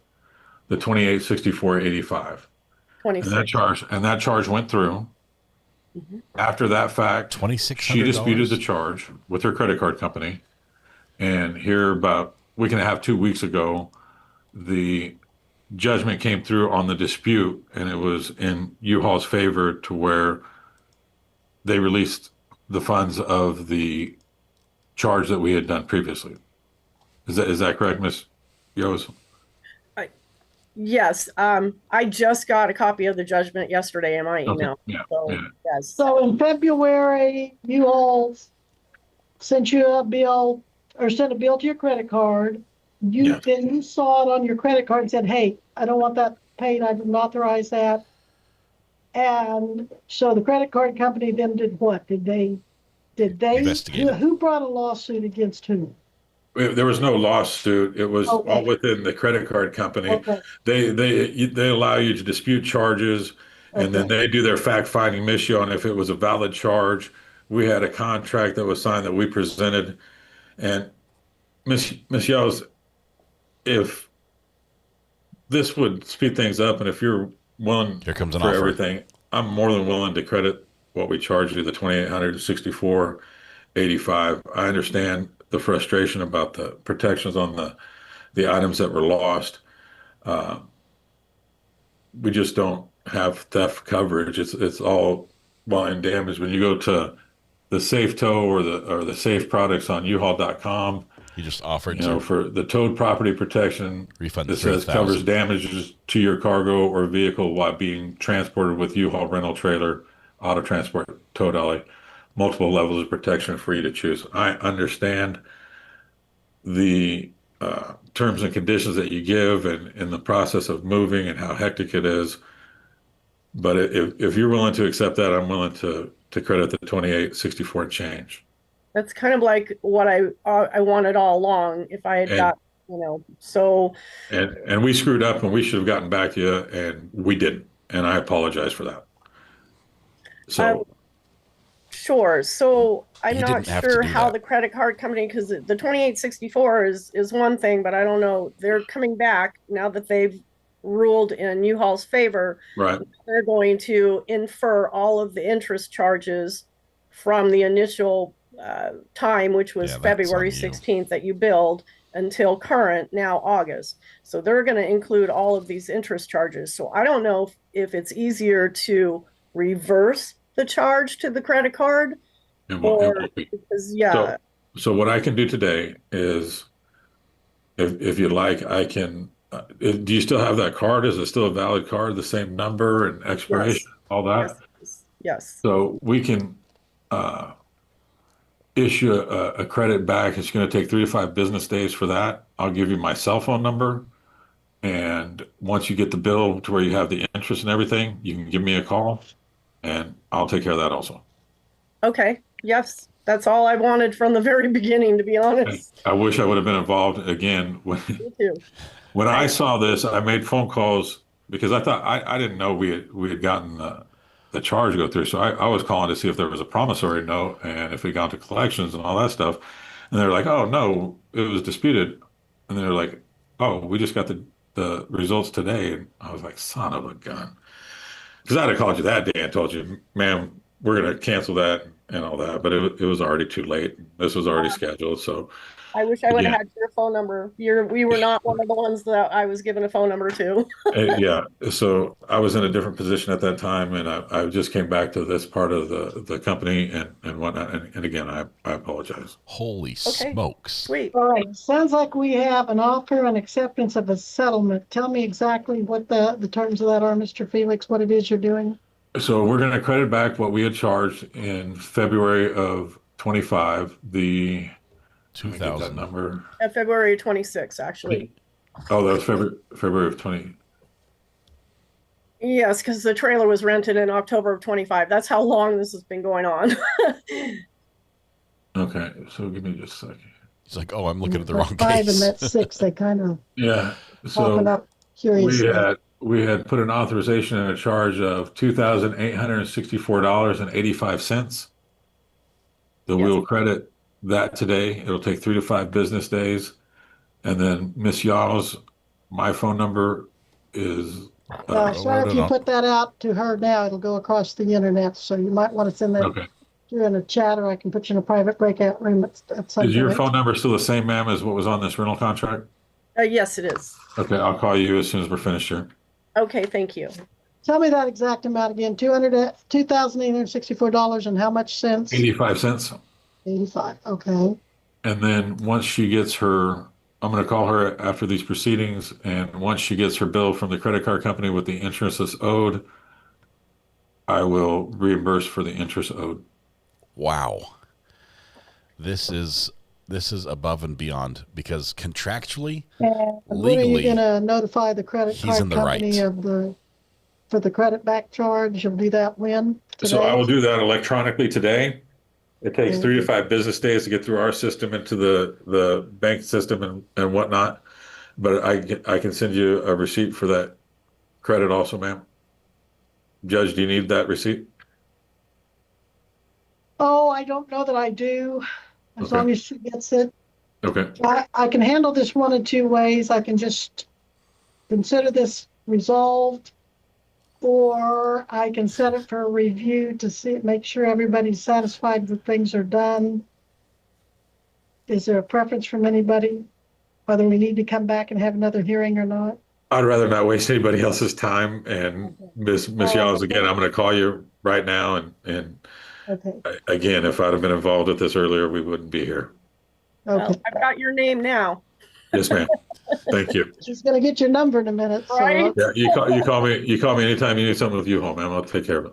That is the best advertisement you all could get out of this. Well, I'm glad you folks were able to work this out. I think it's always better when parties work things out.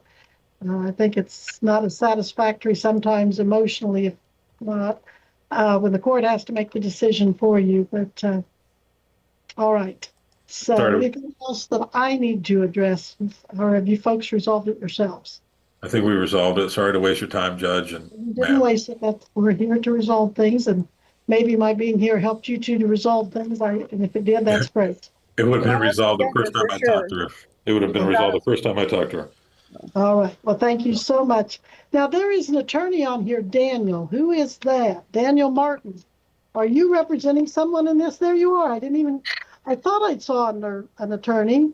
Mm-hmm. Daniel Martin, are you representing one of these two parties? No, Your Honor. No, I'm here on a completely separate matter. Well, it sounds like one you could have helped too. So, all right. So trust me, I was having to fight the urge to try to interject and be like, He's probably gonna talk about us later over drinks. You won't believe what this U-Haul guy did.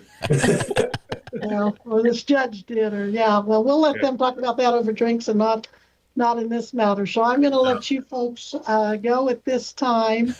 We'll consider this settled by the parties. So, U-Haul not a sponsor. You're free to go, and I will address Mr. Martin. Thank you, Judge. folks. Thank you, ma'am. Appreciate you very much. Thank you. Thank you very much.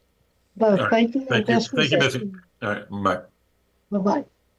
Now then, Mr. Martin, let's see what you are up here. You're on Greenwood County Hospital versus Sarah. I know how to pronounce this. Kara Screen. Yes. That's correct, Your Honor. Daniel Martin appearing on behalf of Greenwood County Hospital. And for the record, we are here on GW 2026 LN41, Greenwood County Hospital versus Kara Screen. This is trying to collect a I don't believe Ms. Green has appeared. Judgment just for a few the minutes plaintiff. early, maybe. No, it was set at 11 o'clock, Judge. Or What's 10 that o'clock, on sorry. Oh, okay. You're an So hour it's a late. docket. Okay. Now, let's look. Did we get service on her, Mr. Martin? Yes, Your Honor. I showed that the motion was delivered. Let me get back to her account and I'll track that package. I'm busy on U-Haul's webpage Well, right I now. see Hang on. defendant's answer. Let's see if she filled that out and filed it, which would suggest. Loves True Crimes. Thanks for your generosity. Amazing. Thank you for your support. Wouldn't be the same without you here. I've never seen a corporate company do the right thing so quickly. And I don't think they did it because like, oh man, this judge streams to YouTube. We better do the right thing. It's that guy's like, he's like, yeah, I looked at that and it's like, yeah, we screwed up. We're fixing that. and then to pay the interest on the credit card as well. A lot of times they'll say, well, here's our offer. We'll give you the original back just as a measure of goodwill, and leave it at that. Bypass beyond sloth life. Per FedEx tracking, OG. I show that the motion was delivered on Tuesday, July 14th at 12:29 p.m. to Miss Green's residence. And that's a Wichita address, is it not? It is. I think my first encounter with Miss Green, she was in Alaska, but apparently she's decided to make Wichita her home, at least for the time being. All right. She found an answer saying, looks like she's claiming that she had insurance, but it wasn't filed by the hospital. And is that your take on that, counsel? Just one moment, Your Honor. I think so, but this is a motion to compel discovery. Yes. Let me look at her answer real quick. Bypassing beyond 31 months as an attorney. OG. Another month of greatness for the best people on the interweb thingy, and another month closer to being read. Thank you. Thank you very much. Bypassing beyond. Yeah, so she's indicating that she had active health insurance coverage, claims it should have been billed. And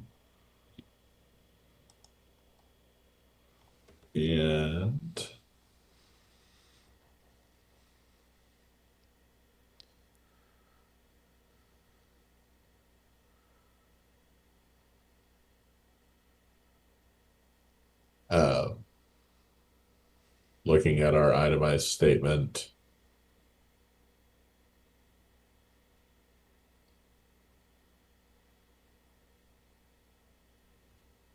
I don't see that any insurance was provided. So,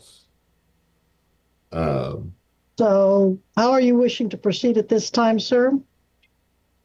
Your Honor, at very minimum, based on Ms. Green's failure to appear, I would ask that the court grant the motion to compel by default.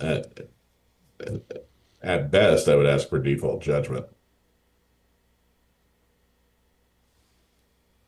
Well, the court does find notice of this hearing, and this motion was given to the defendant. She does fail to appear.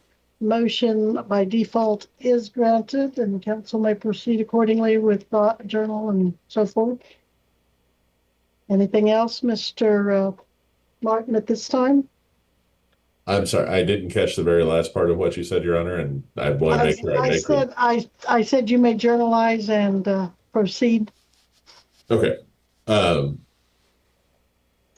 I guess I made a compound request there, so I apologize. I'm sorry.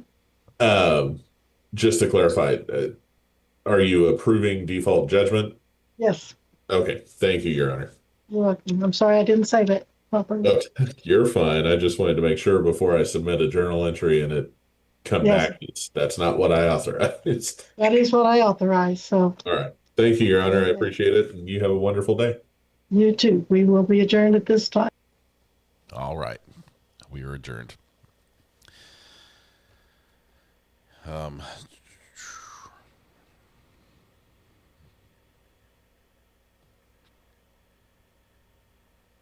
Did I tell you what was happening in the Mario Fernandez case this morning with jury selection? Will you follow the new Koberger trial? If it becomes a thing, yes. But that hasn't been decided yet, as far as I can tell.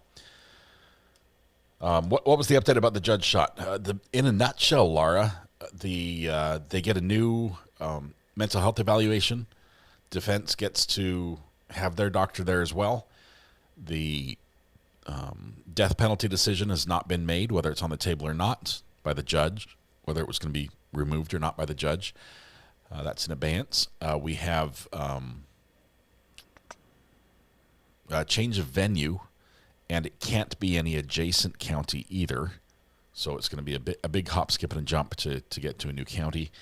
And then as soon as that's decided, it's basically going to be set for trial pending the mental health evaluation results. So that's it. We've got breaking news in mod chat. Hang on 1 second.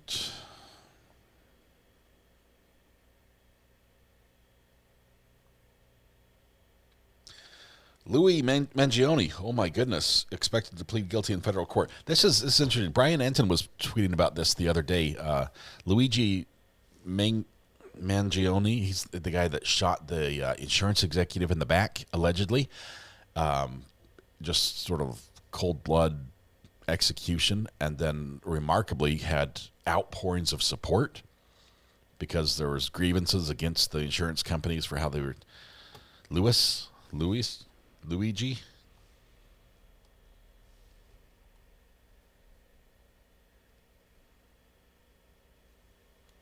Did I get it wrong?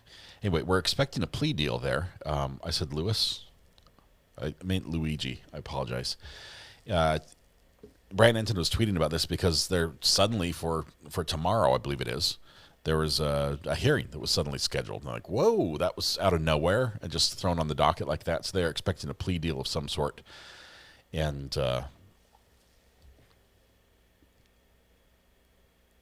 that's the death of the executive in Manhattan. The trial was going to be happening next month. And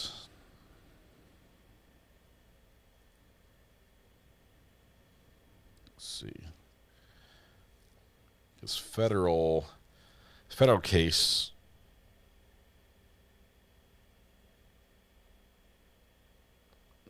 triggering questions about whether he might plead to stalking resulting in death before facing New York's second-degree murder charge in state court. So he's taking a plea deal in federal court in the stalking side.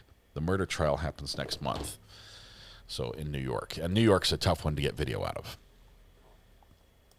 I'm not the best with any names, period. Let's see. He calls me Rooney. Is it Ronnie? Ronnie Cambry? Is that right?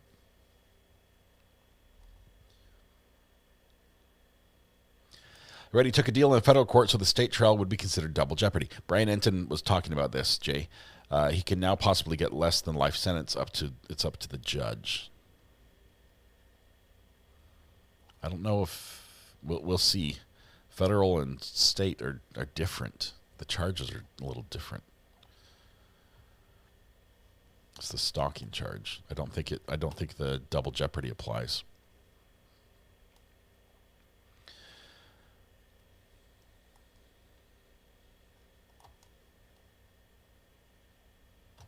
All right. Thanks for being patient and not breaking the news there and letting me do it, mods. That was a lot of fun. Appreciate that. There's a hard S at the end of Cambris.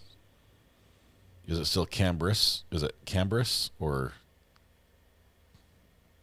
Tell me, Rooney. I need to know. Just kidding. Ronnie Cambris. There we go. First try. It would require me to. That would require me to read the news. I called you Troy Water once. You can see why. That's not a stretch. Let's jump down to Judge Boyd real quick. See what's up there. Explore with her. Okay. So I don't have the discovery in the sense that they've never been able to answer those questions. All right. So we have 2026 CR 002855 and 2026 CR 002856. So the state has been working on contacting the complainant since June. How long is this jury trial going to last? It depends on what 2 days. The court's ruling is on the admissibility of the outcry. It'd be pretty short if I would imagine one way or the other. Yes. with jury selection, maybe 2 days at most, if we are able to go this route that we explained to the court, which will require the dispositive hearing prior to obviously the trial. All right, Norma, set this for jury trial and plea deadline date. They're saying 2 to 3 days.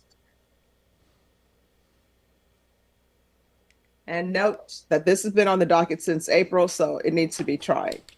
So, Judge, are we going to be able to get a hearing on that motion pre-trial? Sure. Okay.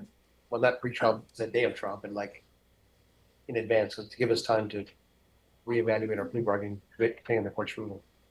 All right, Norma, set this at the beginning of September well, mid-September to have no, not for jury trial. The beginning of September to have a trial on his motion on what is admissible. On the outcry, yes. And state, make sure your outcry person is here. Yes, you are. All right, what date? I can do the 14th, September 14th for the motion.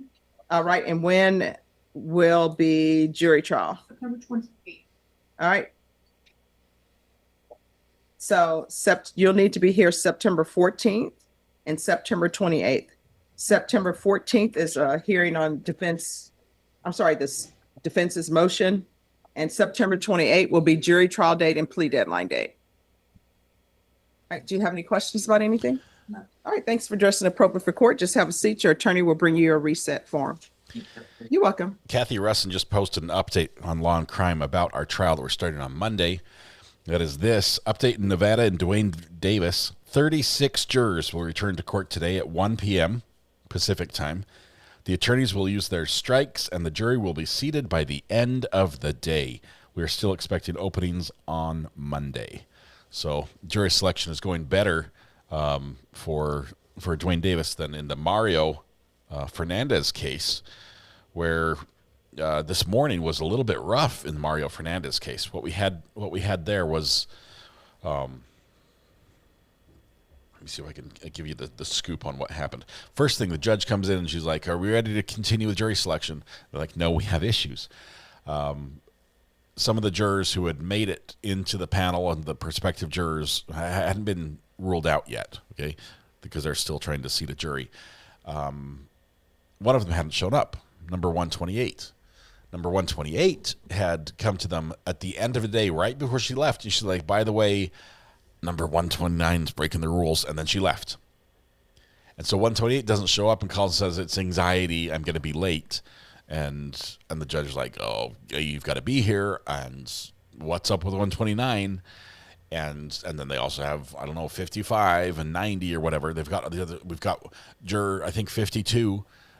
They said, "Oh, juror 52 is sick." I'm like, "Oh, so he's not going to be here?" "Oh, no, he's here. He's just throwing up and he's got a fever and the chills and he's like deathly ill. He's got the flu and it's the bad kind. But he's here." And the judge is like, "Go home. You're excused. You get out of here." And then another lady comes in and she's like, "Oh, when you asked for standing medical appointments, I thought you meant during the trial. I didn't realize that jury selection would require me to be here all these days. And so I've got an appointment with my heart doctor, and I need to be there for that. And it's today, and I need to go."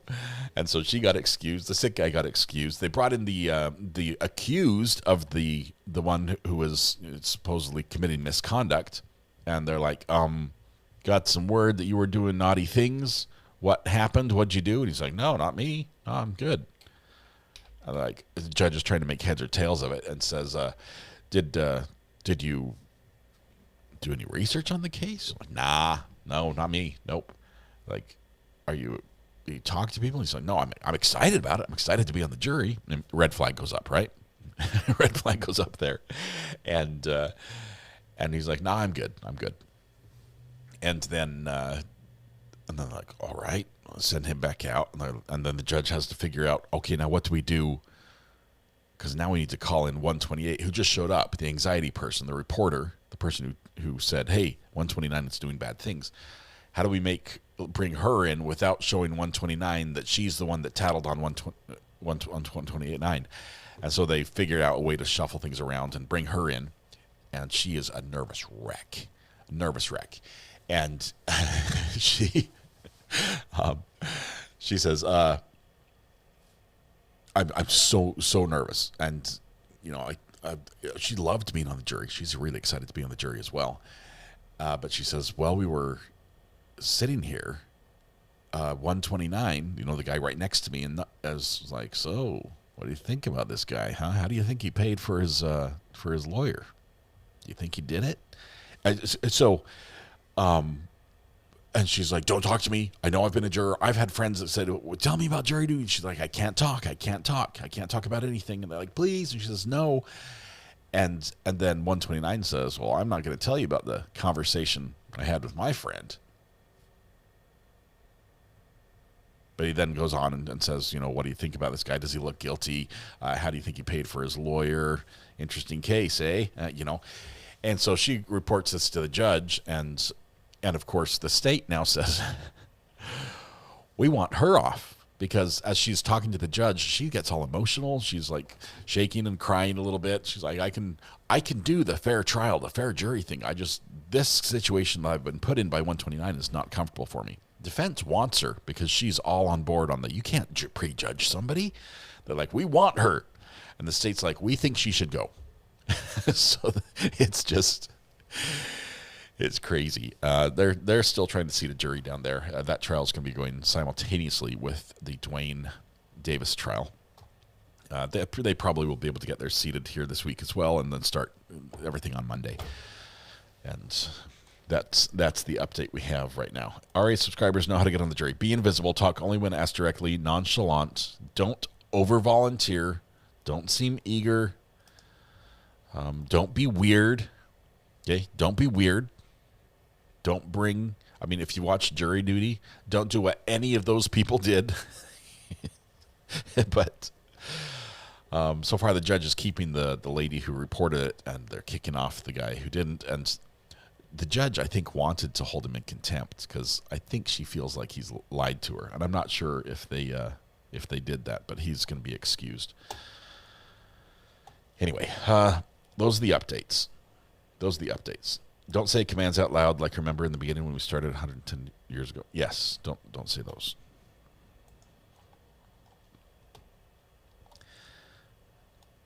I'm not sure if I have 110 saved. You know what's frustrating? Let me show you something that's frustrating. I'm sorry, it's a little side note. Here we go.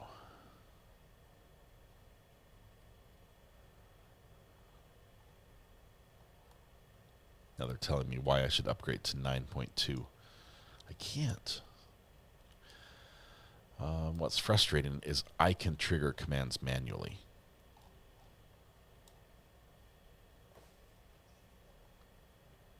Like, let's see if this works.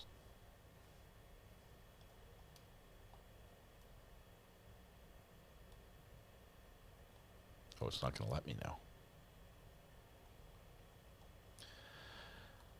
I can't trigger those commands, but I think I can trigger this one. Remember in the beginning when we started 110 years ago? I can trigger sound effects because they play locally on my machine, but I can't get them to send it to YouTube as a chat, like a text one. Even a blind squirrel finds a nut every once in a while. Hear ye, hear ye, hear ye. Yeah, I can trigger all of them manually, and no, I'm not going to do that. But I can't trigger any text ones. So I have to figure that out. It is 12:17. Let's see. I want to see what's going on with a couple things. Let me go back to Judge Boyd really quickly while I sort some stuff out. Just one second. Are you asking the court to follow that agreement? This month. Are you waiving your right to appeal? This month. All right, the court will follow your agreement. The court is finding 1 and 1 true. The court will grant the motion, find you guilty, revoke, sentence you to 1 year in the Bexar County Jail, give you credit for any time served. There's a $500 fine. Time and money will run concurrently. There's to be no contact with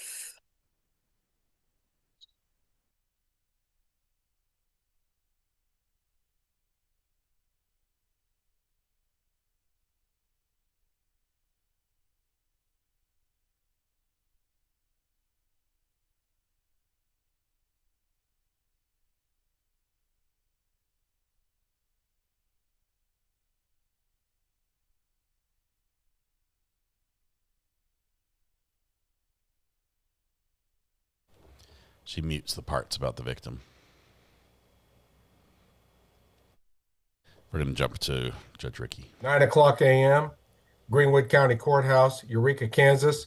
Jimmy Barnes must plan to be personally present for all stages of that jury trial if it goes, starting November 17th at 9 unless announced differently later. We will establish a pretrial conference the week before. Where are you living these days, Mr. Barnes? I live at 698 in Iowa, Kansas. Iowa, okay. Yes, sir.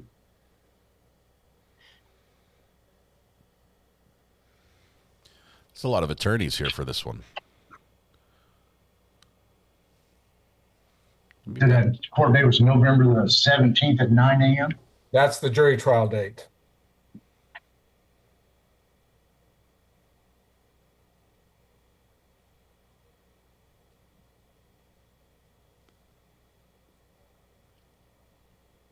There's somewhat unusual scheduling during that time period because of the Veterans Day holiday in the middle of the week.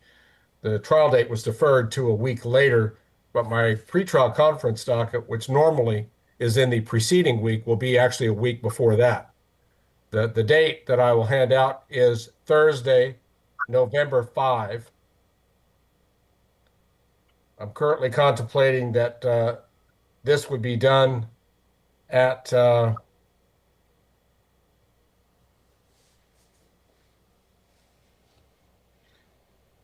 I'm going to suggest 1:15 p.m. for that hearing.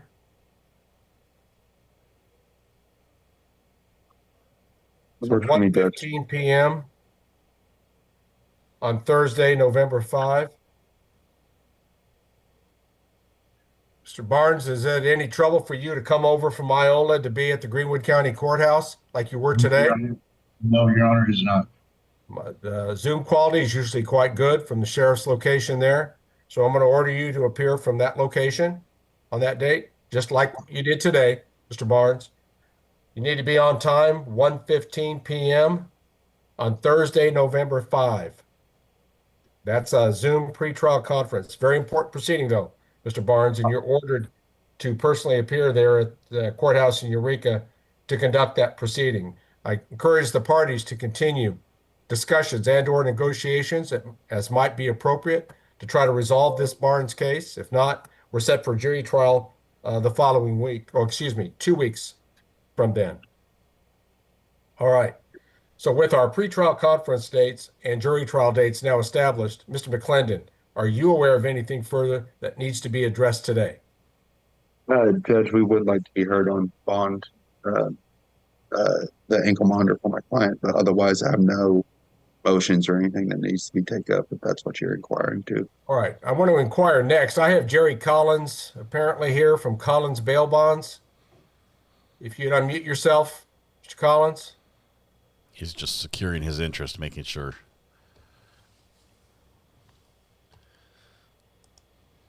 Yes, Your Honor. All right, now I trust, obviously you have an ongoing interest in Mr. Barnes and his court dates. I appreciate that. Was there any matter that you needed to bring before the court? The request is to have their electronic monitor removed based on the cost involved in it, being a burden on the family. I'm okay with that. Okay. Based on his attendance record. All right. Are you working in Iola, Mr. Barnes? And they're gone. That was quick. Sometimes they just bail on us like that. All right, it's about lunchtime. Who's 7? Van Zandt County? Who's this? On the offense of manufacture or delivery of a controlled substance who's making meth greater than 4 grams to less than 200 grams. The court assesses his sentence at 10 years confinement in the Texas Department of Criminal Justice. The court today suspends that sentence and places the defendant on 6 years of community supervision. I'm sorry, is that 6 or 5? It's 5. I'm sorry, I apologize.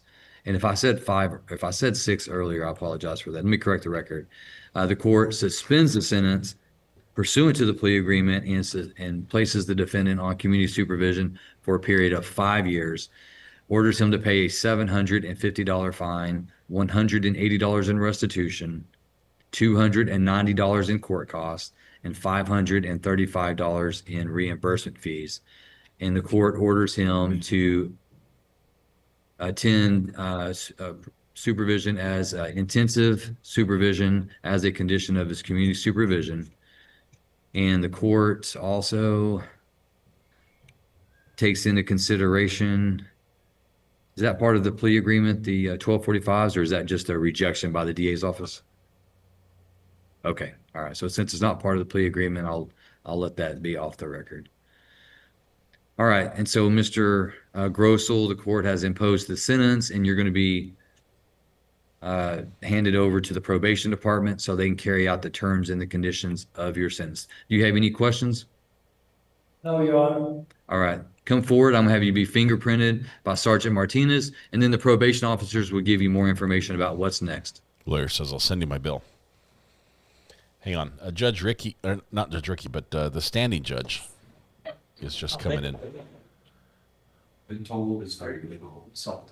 We have a hot mic. Oh, thank you. And I'm not going to get you a beer. You said you're going to get me a beer. I said, I'm not going to get you a beer. Oh, counsel, let me get my robe on. I'm not going to get you a beer. What kind of question is that? Sorry.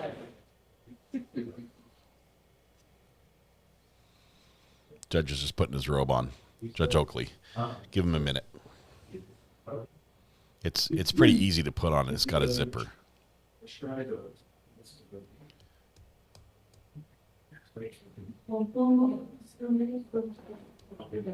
Prosecutor's here.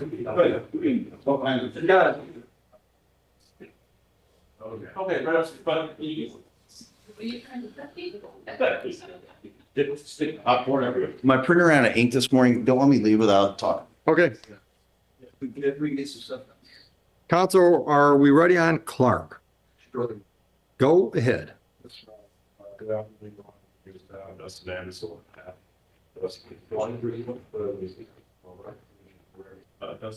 You got to speak up. Thank man. you. Prosecutor's in a hurry. Where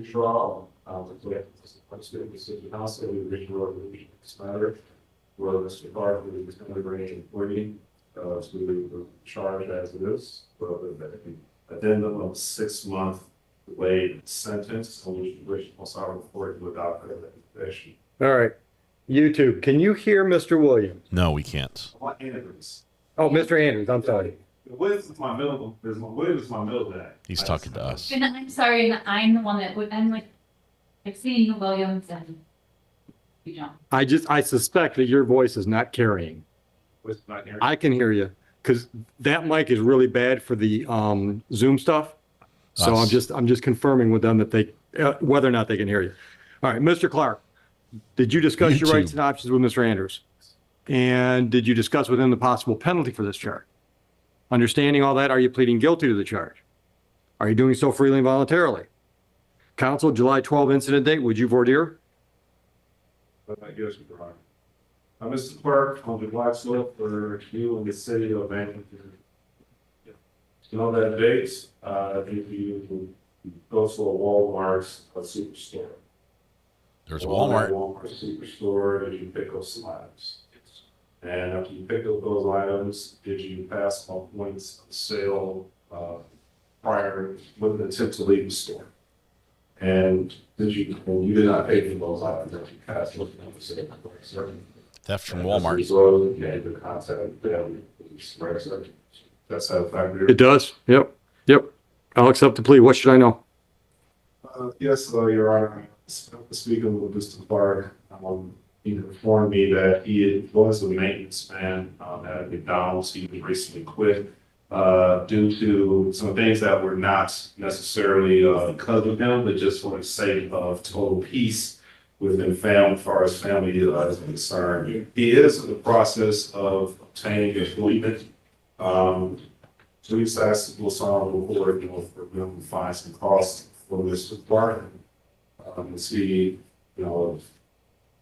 he understands the actions here that I can see from Walmart. He's not trying to be back before Your Honor. Okay. substitute. Okay, Mr. Clark, the new job, what do you got lined up? Where at? I had a problem. Okay. Where at? Local? It's normal. Not too bad. Right up 275?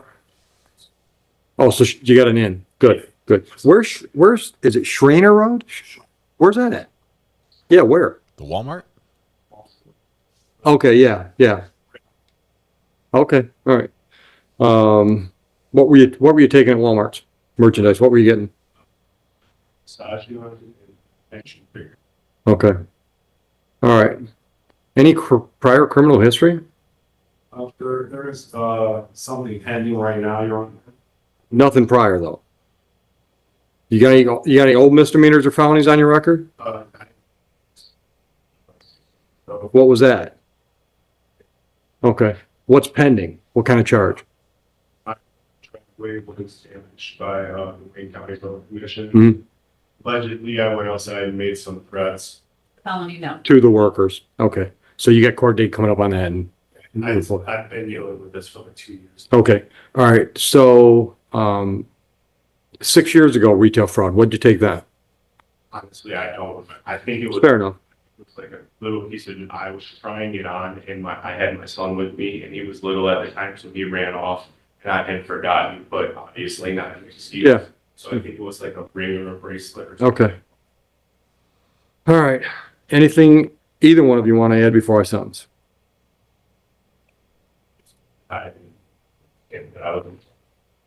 Okay. All right. I'll delay sentence for 6 months. During that time period, you stay out of trouble. No new criminal offenses.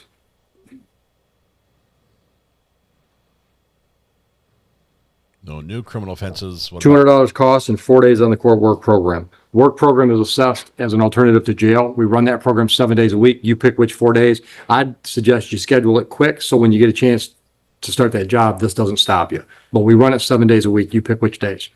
It's just random. It's random. Usually it's like street cleanup, but it could be like this week. We got people working at the Wayne County 4-H fair, moving stuff and picking stuff up. Shoveling poop. So $200, can you pay that today?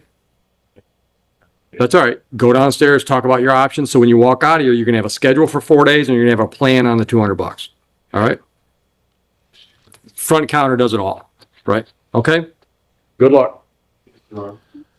Nothing. New survey just out. No, none required.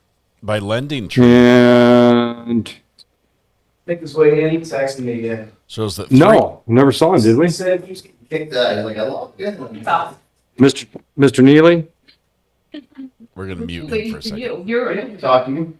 We're going to mute him for a second. New survey out by Lending Tree just recently shows that 3 out of 10 Americans have shoplifted. 3 out of 10. That's a lot. That seems very good too. That's up from 23%. Yeah, he's just an adjournment. Sorry? Carney's just an adjournment, right? Wouldn't do it on. No. I mean, it is, but he wants to address Bob. Oh, well, that's fine. All right. We started with that. Mr. Andrews, on Martino? We're about to do this one. We'll go there now. Let's do. Oh, you guys aren't seeing my text at all, huh? I'm sorry. Fixed it. What time are we gonna? Do we cover the ex-judge from Simpson's Court? No, but we're about to. How about that? Let's go to another document. I'd like to space out the documents a little bit. This is an order out of Michigan. JTC formal complaint number 108 from May. It's a little bit dated, but it's new to me, and I think to a lot of us, as we finally got this copy. Regarding Joseph Slavin, judge, or former judge, 23rd District Court. On order of the court, the Judicial Tenure Commission, having issued its decision and recommendation for order of discipline, and the Honorable Judge Slavin having not filed a petition to reject or modify the Commission's decision and recommendation, and therefore being in default, we accept the recommendation of the Judicial Tenure Commission and order that Judge Slavin be conditionally suspended without pay for 6 years, effective on the date of this decision. Should Judge Slavin be elected or appointed judicial office during that time, he will nevertheless be debarred from exercising the power and prerogatives of the office until at least the expiration of the suspension. So he could be judge, he just can't be the judge. Does that make sense? They might reelect him. He might win his reelection and get paid. He just can't do the work for 6 years. And then let's find out why. In resolving this matter, we are mindful of the standards set forth regarding Brown, and that everything else being equal, misconduct that is part of the pattern or practice is more serious than an isolated instance of misconduct. Misconduct on the bench is usually more serious than the same misconduct off the bench. So, getting drunk and dancing in your skivvies is bad, and your neighbors might not appreciate it. But if you do it while you're in the courthouse, it's worse. That's what they're saying.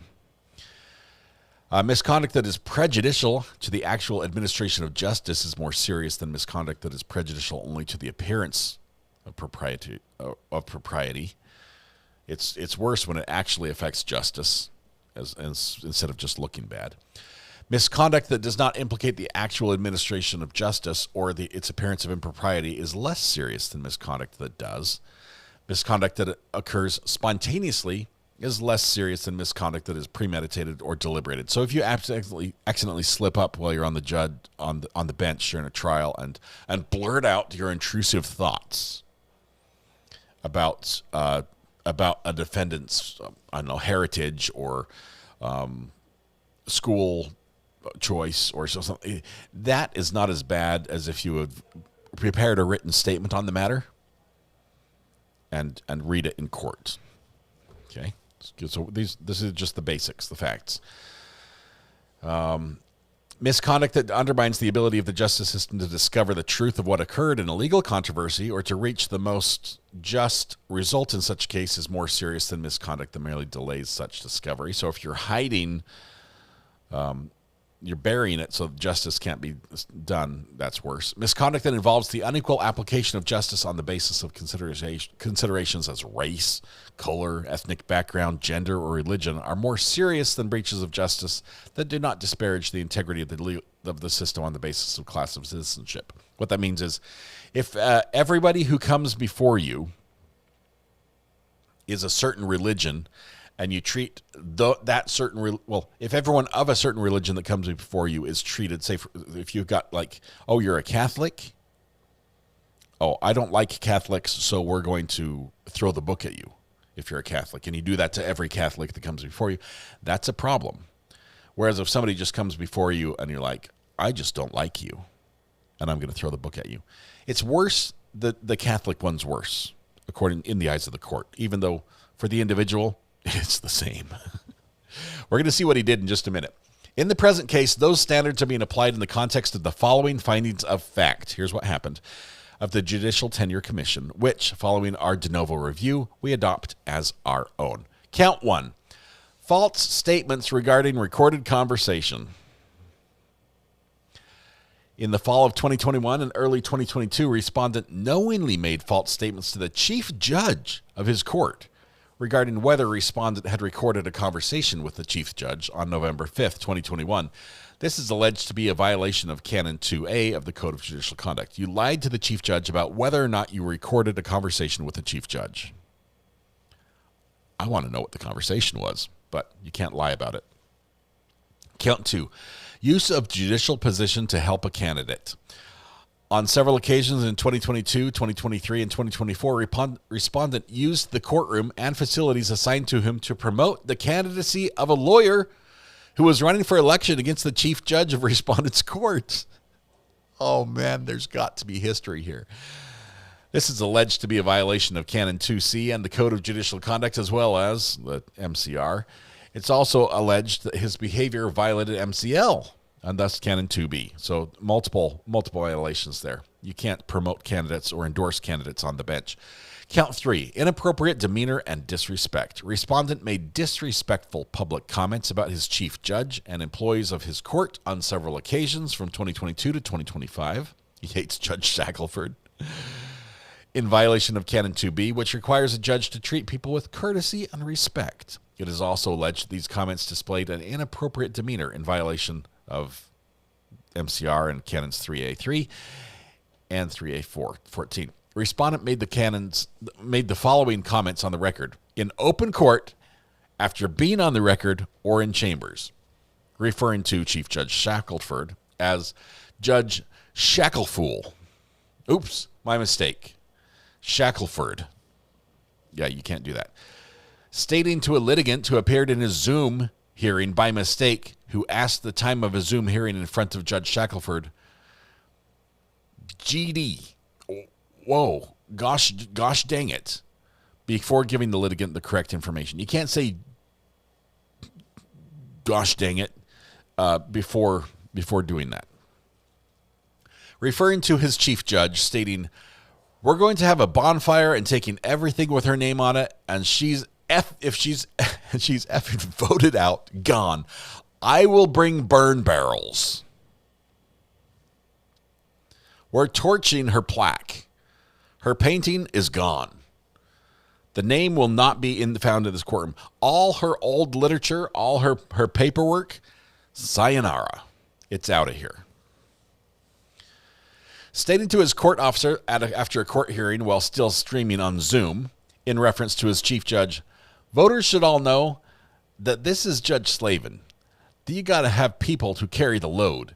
You wouldn't hire a milkman who wouldn't deliver the milk. You wouldn't hire a doctor who doesn't know how to doctor. Just saying. Purple coconut. How does he really feel? Commenting on a court employee, referring to her in a derogatory manner with expletives added for emphasis. She can walk her fat A right up here. That's one. I don't know who the F she thinks she is. I'm sick of this stuff. I didn't know this was in here. This is the first time I'm reading this. I'm a gosh darn judge, and she's a nobody. Guys, who wanted me to read this again? I didn't know this was in here. It's getting harder and harder to edit. There's more and more of the words. Because one of her effing little britches need to get a break or take a... Here's an idea. F off. Okay. So he said some things. He said some words. For the record, I did not get asked to preview this record. Yeah. Count 4, disrespectful emails. Respondent sent disrespectful emails on several occasions. This is a judge. This is not a defendant in court who's being held in contempt for doing these things. This is one judge speaking about his chief judge. Respondent sent disrespectful emails, which live forever, on several occasions. On November 8th, 2023, the email to the court administrator. Now that you want to play games, I will not force the clerks to change paperwork. This charge was made without basis and was disseminated to other court staff. I'm not sure what that means, but it sounds like it created a problem for people. November 8th, 2023, in response to email above, Chief Judge Shackelford ordered respondent to stop sending such emails to court staff.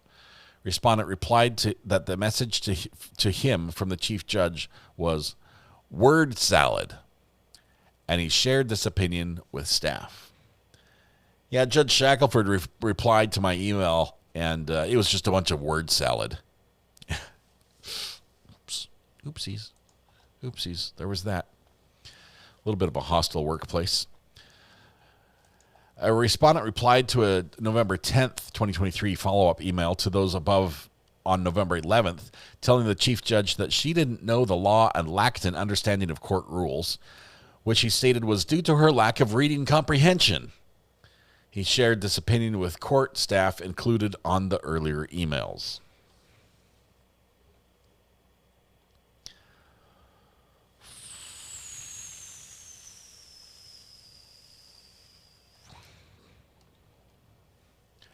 It is alleged that these comments violated these rules. Count 5, failure to wear a robe. Avert your eyes.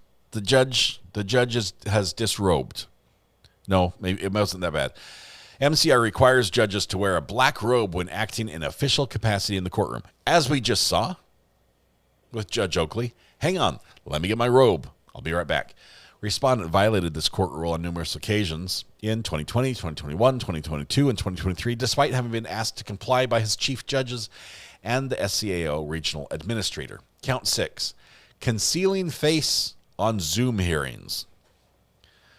Respondent frequently either did not turn on his camera. This is guilt. Please, everyone should be charged with this if they commit this. Respondent either did not turn on his camera while on Zoom or concealed his face with the Bible. He hid behind the good book. His chief judge issued a written order on September 6th, ordering him to have his full face visible during Zoom hearings. Respondent violated this order in contravention of Canon 3B1. Count 7, undignified behavior. Respondent gave the middle finger salute. You're number 1 in my book. To the security camera at his courthouse on numerous occasions in 2024 and 2025. This continued after the JTC complaint against respondent was filed. So to the security cameras, I see you there. I gave the middle finger salute. This is alleged to violate those rules. Count 8, interference with degeneration. Interference with and degeneration of court staff. Not degeneration. Denigration.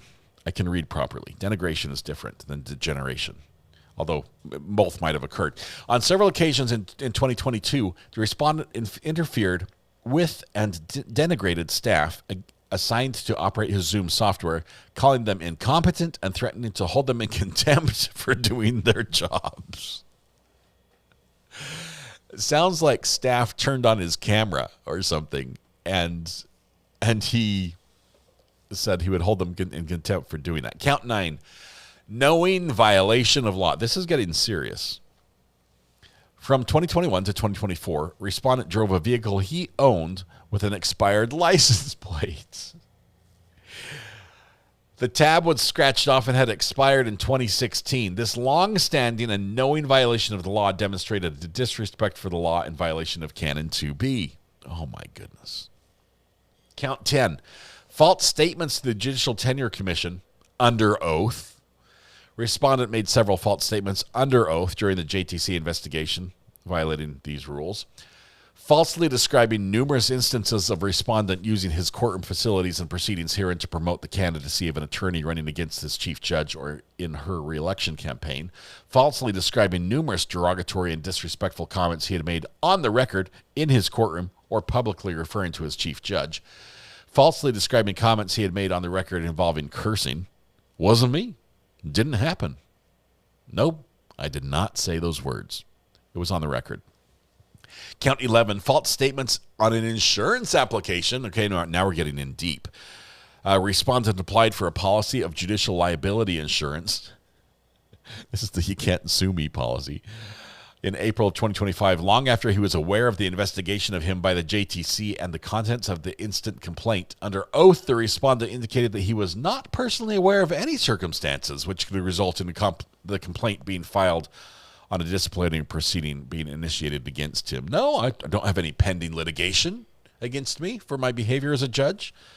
I'm very insurable. Count 12, disrespectful emails to the state court administrator. It is alleged the state court administrator ordered the respondent to cease communicating with court staff regarding administrative matters, as his chief judge had previously done. Therefore, thereafter, respondent ignored both orders. The standards set forth in Brown are also being applied to the Judicial Tenure Commission legal conclusions, which we adopt as our own. The commission concludes, and we agree, that respondent committed misconduct by violating the following judicial canons and court rules: eroding public confidence in the judiciary and engaging in conduct involving impropriety or the appearance of impropriety, failure to respect and observe the law, using the prestige of office to advance the personal interests of others, failure to treat every person fairly with courtesy and respect, failure to diligently discharge his administrative responsibilities, engaging in conduct that exposes the courts to, oh, here's a big word, obloquy? I It's the first time I've ever seen that word. Someone needs to help me with that one. Contempt, censure, or reproach. Engaging in conduct contrary to justice, ethics, or good morals. Misconduct in office for the persistent failure to treat persons fairly and courteously, there's the word. Misconduct in office for misuse of the office for the personal advantage or gain of another. Making false statements under oath. Failing to act in a dignified and courteous manner to litigants, lawyers, and others respondent dealt with in official capacity. And then Judge Kavanaugh, concurring, says, I agree with the majority's factual findings and conclusions regarding misconduct. I write separately to again express my doubts regarding this court's authority to impose conditional suspension on a respondent who is no longer a sitting judge. He resigned, I believe. Let's see. As before, I remain open to considering whether the case law was correctly decided. In this case, however, although respondent has retired from the judiciary, he does not argue that the court lacks authority to discipline him or impose a conditional suspension. Accordingly, because probert remains binding law, I concur with the court's decision to discipline respondent and impose a conditional suspension. Moreover, because respondent has not challenged the proportionality of the sanction or participated in the disciplinary process at all, he boycotted it, he has effectively conceded that the sanction is proportionate. Under these circumstances, I concur in the court's order. I believe he boycotted it, is what I mean. Bolden also concurs, says, I agree with the court's decision to conditionally suspend a respondent for 6 years without pay. Respondent did not participate in the disciplinary proceedings, nor has he challenged the proportionality of the sanction by the JTC that is imposed on him. I agree with Chief Justice Kavanaugh that respondent has effectively conceded the sanction is proportionate. However, I write separately to explain the unique circumstances in which this default judgment is appropriate, and also to caution about whether such a penalty would be considered proportionate had there been participation, a challenge, or an appeal by respondent. The Michigan Constitution established the JTC and provided it with authority to recommend discipline for judicial misconduct as implemented by our court rules. We have formalized the implementation of the JTC as required by the Constitution in subchapter 9.2 of Michigan Court Rules. It is through these rules that we exercise our constitutional function of judicial discipline. When the JTC investigates a complaint and determines there is sufficient evidence to believe that the subject of the investigation has engaged in misconduct, the JTC may issue a complaint and petition our court for the appointment of a neutral. Here, the JTC filed a formal complaint against the respondent and requested that we appoint a master to oversee the disciplinary proceedings against him. In total, the complaint contained 12 counts alleging various violations of court rules and Code of Judicial Conduct. Last June, we approved the JTC's request, ordered a public hearing to take place within the 182 days of the entry of our order, and appointed the Honorable James Fisher as master to hear the formal complaint. Judge Fisher set the hearing for the 12-count formal complaint to be heard beginning on November 5th, 2025. On November 4th, 2025, respondent sent an email to Judge Fisher to represent that there will be no need for the hearing as I have retired from my position as evidenced by the letter I tendered to the governor pursuant to MCL 2101-Part 3. Judge Fisher adjourned the public hearing date and subsequently learned that the governor had not yet received a letter to confirm the respondent's retirement. So on November 7th, Judge Fisher notified the parties by order that the public hearings would begin on November 10th for the purpose of opening statements and scheduling for future hearings. Respondent did not respond to the order. This is so bad. On November 10th, the public hearings in this matter commenced. Respondent failed to appear. Disciplinary counsel then moved for a default judgment, which Judge Fisher granted. Our court rules are clear that if the respondent is in default for not having filed a timely answer or fails to attend the proceedings without being excused by the neutral, the JTC or the court, the allegations set forth in the complaint shall be deemed admitted, taken as true, and may form the basis for neutral to make findings of fact. The default judgment was served on all parties. Electronically later that day, respondent did not move to set aside the default judgment, but respondent notified Judge Fisher of his objection to the hearing occurring on November 10th. Respondent believed he was entitled to 28 days notice on the November 10th hearing, and Judge Fisher's email only provided 3 days notice. Judge Fisher rejected this objection because the initial notice of public hearing was provided with more than 28 days notice, and the court rules did not require an additional 28 days for an adjournment. Accordingly, Judge Fisher found that all the allegations raised in the complaint were admitted as true, and thus respondent engaged in the conduct that violated the court rules and Code of Judicial Conduct, as alleged in the 12 counts. An opinion and a report reflecting this determination was entered. MCR 9.240 provides respondents with 28 days to file briefs opposing the neutral's report. That 28-day period lapsed without filing of an objection. On the basis of the neutral's report, the JTC filed in this court its decision and recommendation that we impose a 6-year conditional suspension without pay. The rules permitted respondent an additional 28 days after being served to petition our court to reject or modify the recommendation. That 28 period again lapsed without any filing in opposition to the recommendation. In the absence of petition, we are required to review the recommendation on the record file. It is under these unique circumstances, where respondent has never challenged the factual findings or the recommended terms of his suspension, that we were asked to approve the suggested 6-year conditional suspension. I agree fully with the majority. Without contesting the facts or recommended punishment, respondent has conceded them and has not demonstrated that he believes that the allegations are false or that the misconduct is anything shy of equivalent to those factual allegations. Thus, I agree with the majority's order to impose the recommended punishment. It is important, however, to hearken back to the prescient words we used in Brown to explain the difficulty of this predicament. The most fundamental premise of the rule of the law, is that the equivalent misconduct should be treated equivalently. Because JTC has no written standards for categories and prioritizing its cases, this court's ability to meaningfully review its recommendations is hindered. We are frequently left to consider the alleged misconduct in a legal vacuum, deciding whether a particular recommendation sanction strikes us by our own consciousness as commensurate with the wrongdoing. This is akin to standardless review of an apparently standardless decision, and thus it is not an appropriate exercise in decision-making for a judicial body.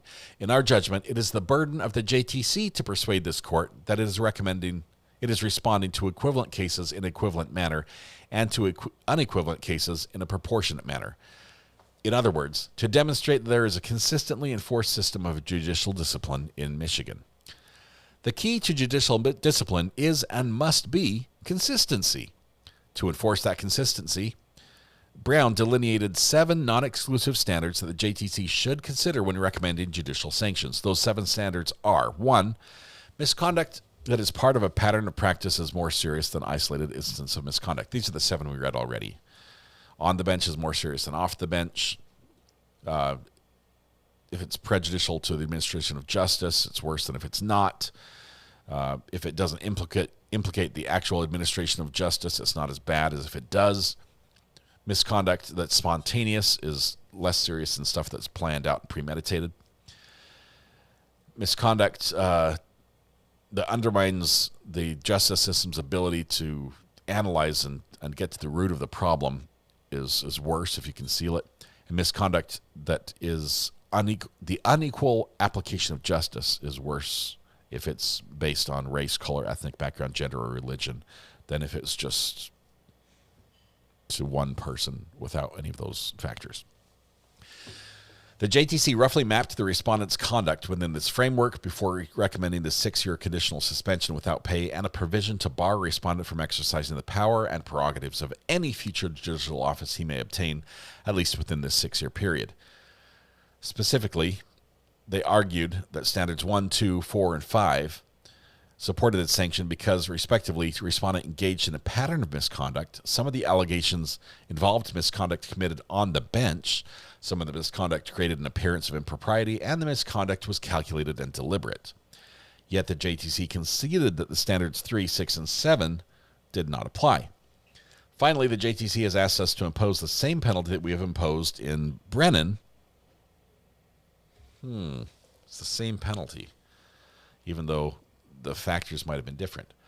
Although it is difficult to dispute the proposed sanction where the respondent himself does not, I urge caution when considering this case and future judicial discipline cases to examine the consistency of imposing such a harsh punishment and to determine equivalency for other judicial misconduct. He's worried about this setting a precedent for future cases of judges being bad and getting punished equally. In Brown, establishing a foundation for which judicial discipline is treated in equivalent manner for equivalent cases. After all, we have noted that a 6-year conditional suspension without pay that bars serving in judicial office is an appropriate sanction for misconduct that requires the highest condemnation and harshest sanction. There are notable differences between the case at hand and the cases now cited by the JTC in which we employed this harshest sanction. In Brennan, 6 of the 7 standards favored a more serious sanction, and these most severe sanctions were necessary because of respondents' misconduct, which included making false statements under oath, tampering with evidence, conduct directly related to which undermines the integrity of the judicial system. Also in Brennan, that's in Brennan. Similarly, in Davis, 6 of the 7 standards favored the most severe sanction, and we were particularly concerned that the respondents' actions besmirched the judiciary's reputation and prejudiced the administration of justice. Finally, the respondent in Konchka, I have no idea how to say this. Konska. I think Konska is going to be my final answer. Was disciplined for pleading no contest to a crime and making false representations about doing so, embezzling funds, improperly failing to disclose relationships with attorneys practicing before him, and providing false testimony. Overall, it is unclear to me whether we have ever imposed or should impose the harshest sanction, where the JTC concedes in several... There we go. That several standards are not met, particularly where the JTC concedes that the actual administration of justice was unaffected. This didn't affect anyone's court case negatively. Only due to the unusual circumstances of respondents' repeated non-participation in all proceedings do I agree with now imposing such a sanction without ordering further briefing or argument. I must, however, caution against the JTC's use of this case as an example of us imposing the harshest sanction in cases where several standards articulated in Brown cannot be met. He didn't check all the boxes, yet we're giving him the worst punishment we can give him. This is the equivalent of the death penalty for a judge. 6 years, no pay, 6 years, no judging. It's the worst thing that the JTC can hand down. And he's saying, we're doing that, and I'm okay with doing that because he didn't argue against it. But we're doing it knowing that there were lots of other boxes that could have been checked on this, at least 4 of them, that were not. And it's signed by the clerk. So there you go. No, but we'll ask RA to do it. Can you add the link to in the channel description? The link to this? I thought you'd never ask. Hang on 1 second. I have to copy it here. Copy. Done. And now go over here. Edit.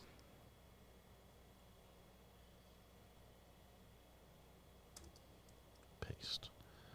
It's now in the channel description. Should never be a judge again.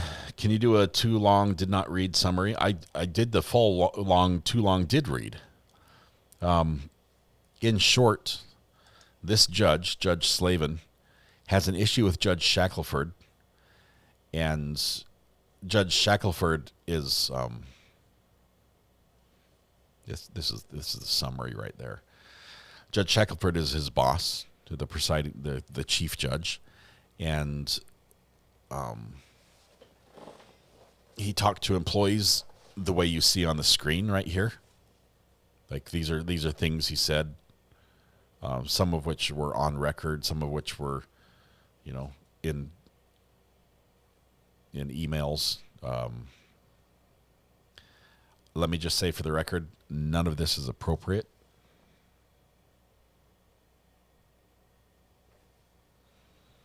1, 2, 3, 4, 5, or 6. Not appropriate for judges' behavior. Talking about the chief judge saying we're going to have a bonfire and everything that has her name on it is, we're taking it out back and burning it in the parking lot. I'm bringing the burn barrels. Not appropriate. Not appropriate to female staff. Called her shackle fool.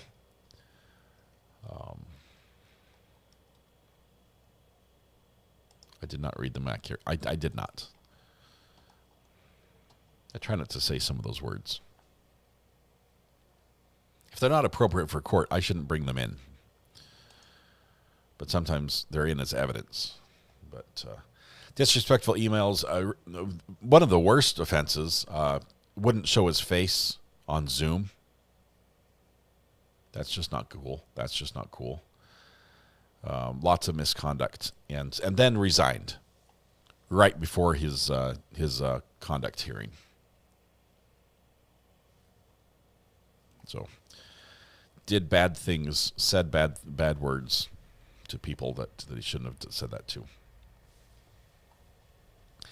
Bad man isn't a judge anymore. He's not. But Kate, now tell me this: is he still practicing law? Because he could retire as a judge and collect a retirement. I believe this is a state position that you can collect retirement from. But this finding means he can't get retirement pay for 6 years. Plus, he can't be a judge, at least in this state, for 6 years. Can he be a lawyer? I know it's a step back, but when we say we saw him in court, I don't remember seeing him. Is he operating as a lawyer? His law license wasn't revoked, right?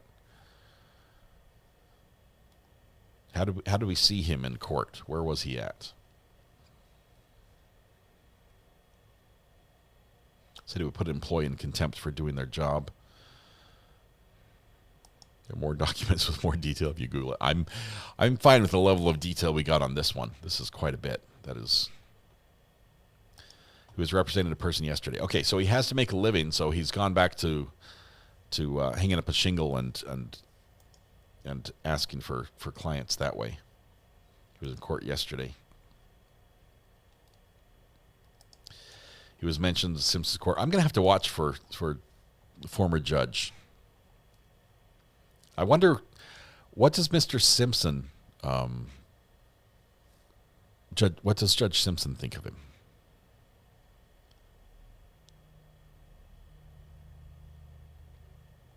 Thought you said disbarred.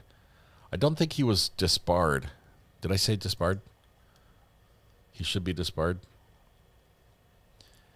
The problem is I don't think it would be right for the bar, the bar association to handle this issue when it was judicial conduct. Judicial conduct already addressed it. It would be double jeopardy for him to be now disbarred for the same behavior he's already been punished for. But if he does anything as a lawyer, that's when he would be disbarred. So I think it's the right thing, even though I personally would never hire him to be my lawyer. Teresa, the seats are not working. I apologize. Everyone's been standing this whole time, which means you probably need a break. Red pen can trigger content warning manually. Oh, I can trigger it? I can. Well, no, I can't trigger anything with text on screen. I can only trigger sound effects because that's just something that it's just my computer playing the sound, and then I pipe the sound into the sound system. So it's passive on my end, and I inject it, whereas the text is actually being typed into YouTube through an API.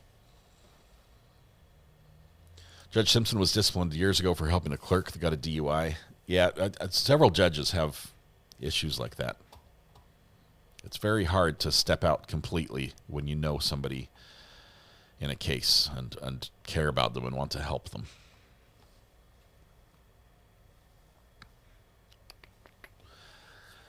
All right. I'm going to keep my ear to the ground with this Rocky Mount thing. I might want to go up there and live stream one of their cases. That would be fun. Thurston is live right now. What is FFTC? Let's take a quick peek here.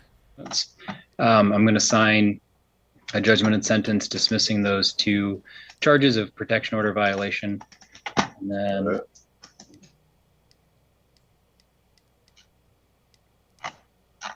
just checking to see if there's an order. It looks like the requirement was to comply with an existing order, so we didn't impose a separate one as part of this case. All right, so I'll print this out for you. Nothing you need to do with this document. You may want to hang on to it for your own records. Do you have any questions? Your Honor, that rescission for Mr. Warner earlier is available whenever you have a chance. Oh, great. Thank you.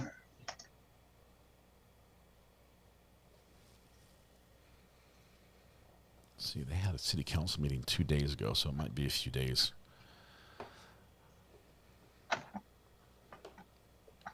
Before this.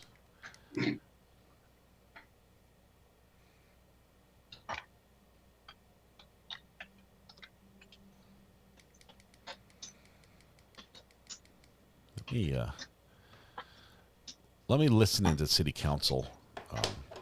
To this, we're gonna jump to city council in Rocky Mount one more time. Impacted in a traumatic manner by the lives that were lost. To not be speaks against the people that we are, that we prove ourselves to be every day. You know, we didn't just show up being what we are. This is we the guy who we are every day. This is the guy who didn't pay $47,000 in utility bills in this town, and he's a city councilman. All of us are very active in our wards, in our communities, and with our people. And it is hurtful to know that people lost their lives. It is also true that people intentionally did not pay anything on their utilities, and I'm not speaking about this family because I don't know the circumstance, but I know the buzz, and I know what has happened. There have been people who have not paid anything, and I think we even said it here, anything on their bills since October, November, December. We told everyone weeks before the cutoff occurred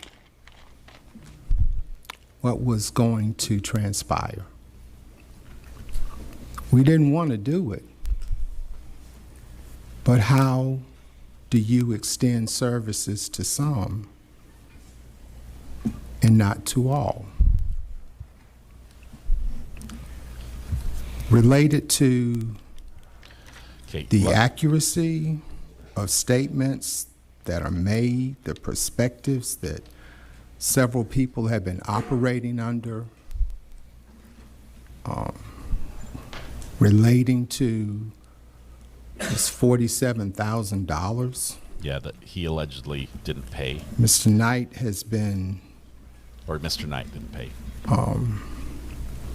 Not him? Good not to go into detail. I thought this was Mr. Knight. This is not Mr. Knight? How things were happening. I can't speak for him. I can speak in support of him. I don't know him not to pay his debtors.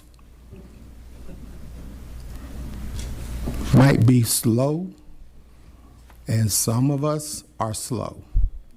You pay with what you got. But I know good and well, you can say what you will or say what you may. And this is what I'm saying about respect. You ask us to respect you, but you're not willing to give us respect. And you do this on social media. Wow. When we were telling you all along the way that poor decisions were being made financially by your management all along the way. Several people came here and said we were being controlling and give the young people a chance. When we asked for documentation, it was not given. And when it was given, it seems that the books were being cooked. Wow. And so when capable management got in place This was 2 days ago. to 3 share days ago. accurate information, we shared it with everyone. Everyone could see it. But if you have a perspective that you refuse to trust anything coming out of certain people's mouths, then you don't receive it. Okay, so I owe this guy an change apology. that. I thought his name was Mr. Knight. But it still doesn't say that it's not true. This might be the mayor. So what we grapple with is how to be fair to people and work out the best we can with what we have. I remember several people coming down here for several months saying the LGC needs to take over. You remember those calls? When the LGC saw our compassion in collections, $47,000. they told us, you can't do that any longer. They told us when we have been subsidizing the cost of utilities, that the people need to pay the cost of utilities. So we had to increase the cost of utilities. And we had to enforce those things that were in place and still try to find ways to bend and support and help as best we could. So when we talk about accountability, accountability is something we all share. We all share. And when we speak about truthfulness, let's be truthful about all utility systems. What utility system in North Carolina will keep your power on for 2 months, 3 months, 4 months, 5 months, without payment, without additional charge or cost? Show us where we should go. What system? No, ma'am. You had your chance to. Councilman Blackwell has the floor. Please. That's Councilman Quit Blackwell. creating a disturbance. Please quit. It's okay. I'm sorry, ma'am. I'm gonna have to ask you to leave. We'd love to have your documentation, but I need you to settle down. Well, that's fine. That's fine. It's fine. You don't need to just. We Are we done understand. here? Yeah. Are we done here? And Mayor, I'm almost done, but I just. No, it's okay. We don't have to escort her out. Are we done though? No. All right. Councilman Blackwell, please. It's okay. Thank you. Now, I'll wrap up. It's just that our expectation to be name called, to be disrespected while we're working out solutions is not respected. If we're going to work it out, we work it out together. And that's why it's good to have free and fair elections. And that's why it's good that everybody who's eligible to vote should be able to vote. And you get your chance, next October, we get next, if I'm here, because I might be done, and that's fine with me. Fine I'm with sorry. me. Sorry, order in the chamber. But you know that this is the part, I don't react. I'm learning how not to react. I'm learning how to lead in service and in truth. And if you don't like the truth, I can't deal with that. The truth is the truth. The truth is the truth. Psalm 37:1 speaks to me loud and clear. And I have learned not to fret myself. God bless you. Thank you, Mayor. Thank you, Thank Councilman. you for what we're going to do. All right. Thank you. I'm for going to what move we're on with gonna the do. meeting at this point. We are, if you recall, we removed item 8A off of the consent agenda. So that brings us now to, we'll call it 7B, which is consideration of resolution approving the settlement of the fiscal year 2025-2026 taxes due and collected. It authorizes the collector of revenue to collect taxes for the fiscal year commencing July 1st of 2026. The recommendation is that we adopt this resolution. Is there a motion for this, or? So moved. Is there a second? Second made by, who was that? TJ Walker and Councilman Harris. Is there a need for discussion? I'll recognize you. Sure. Councilman Daughtry. No, the reason I asked to pull this off the consent agenda is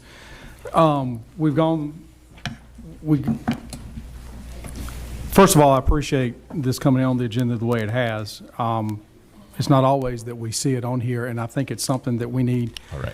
We talk about transparency, and this is transparency. I would like to request from the city manager that we put this promptly on our, I guess our finance department or somewhere like that, along with what is going to be published in the newspaper. But I also got a question, some of our revenue issues here in the city of Rocky Mount is the lack of collections of property taxes, 47,000 utilities from code enforcement, council members, and the whole 9 yards.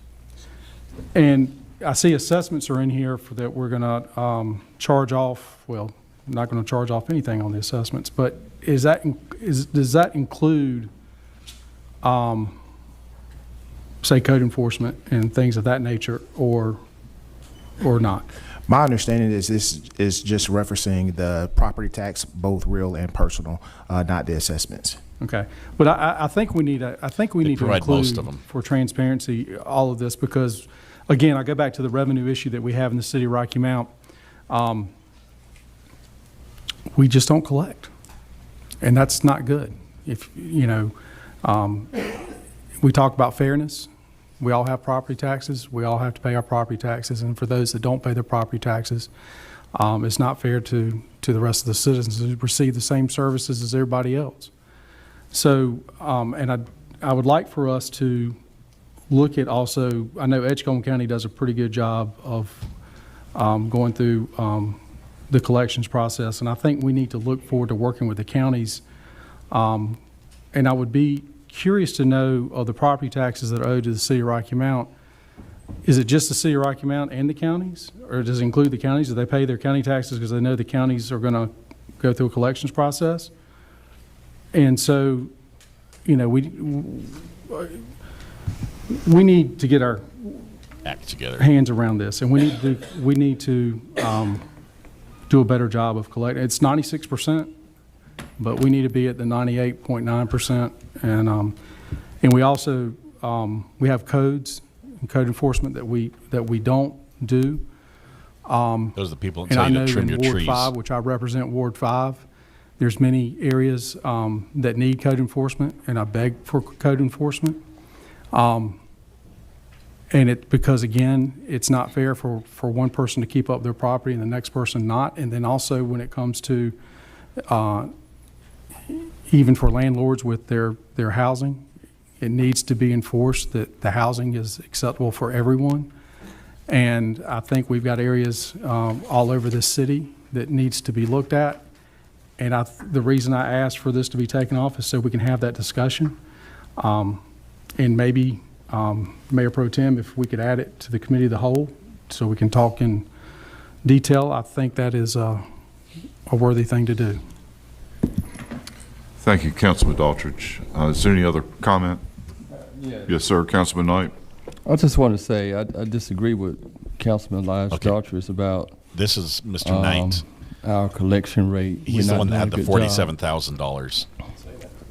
Well, what did you say? I said our collection rate is at 96%. It could be better at 90, 98, 99%. And we don't do a good job. Did you say that? I don't believe I said that. Did anybody else hear that? Did he say that?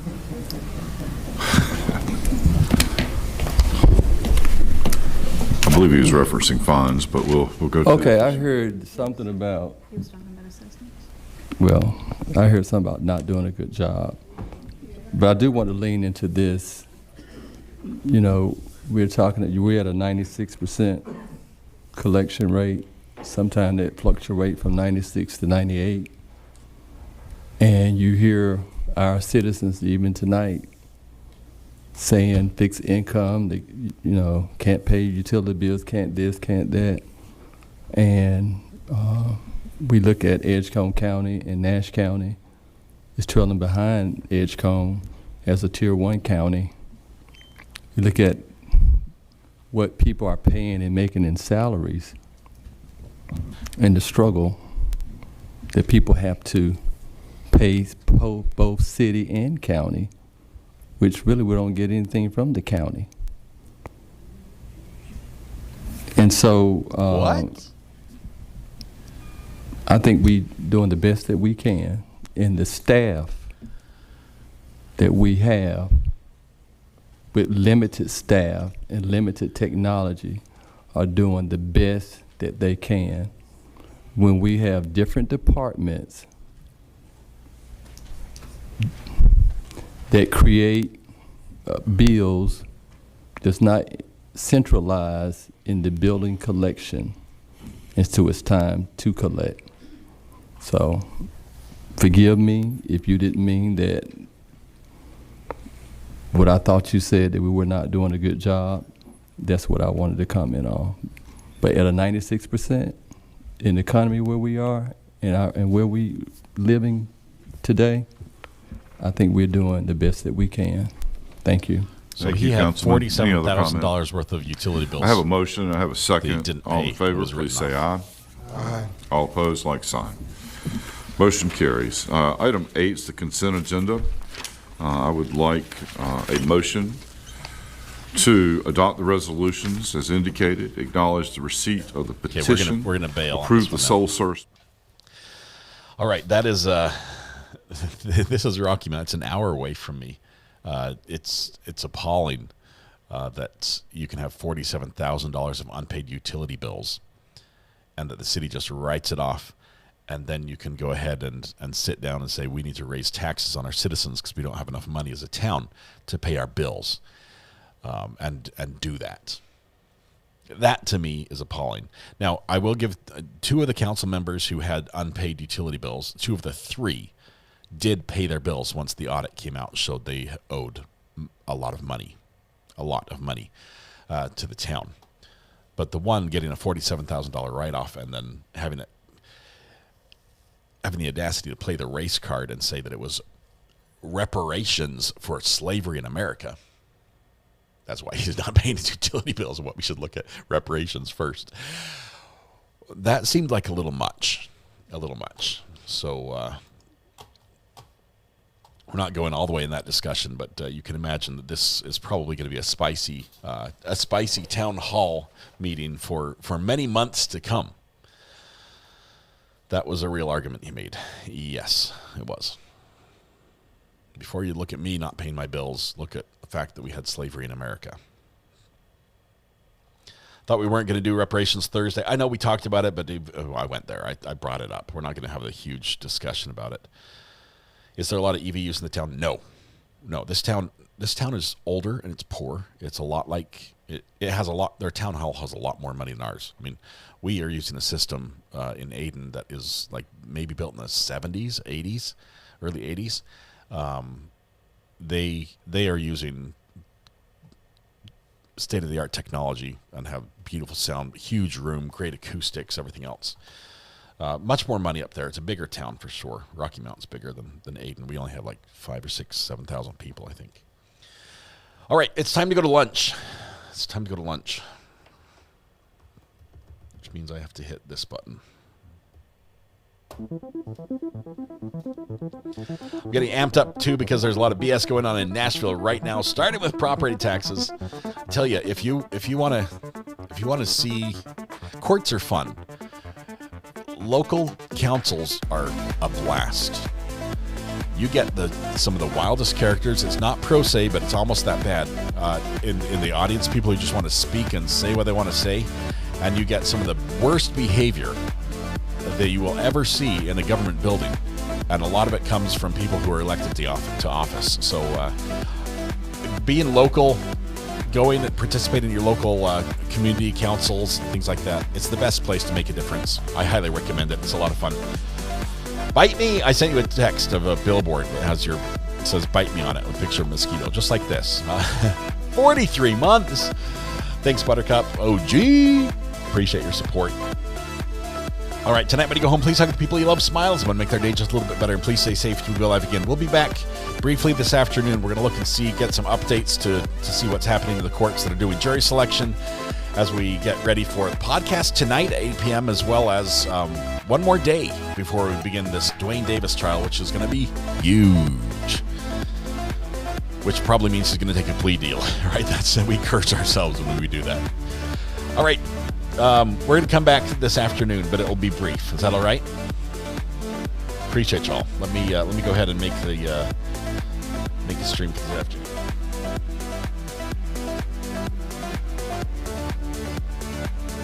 All right, I spelled everything wrong, but there it is.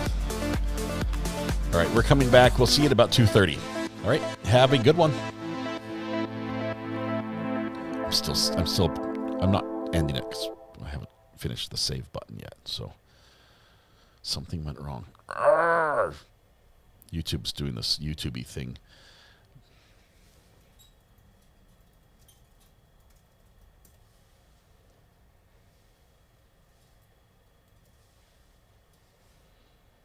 If only I had like an on-staff DJ that would just keep remixing the music. Let's see, visibility, 230. Done.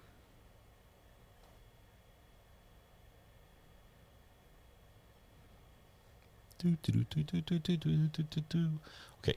The new one is built. I'm going to make the portal over to it right now. Portal's in place. Nope, it's not.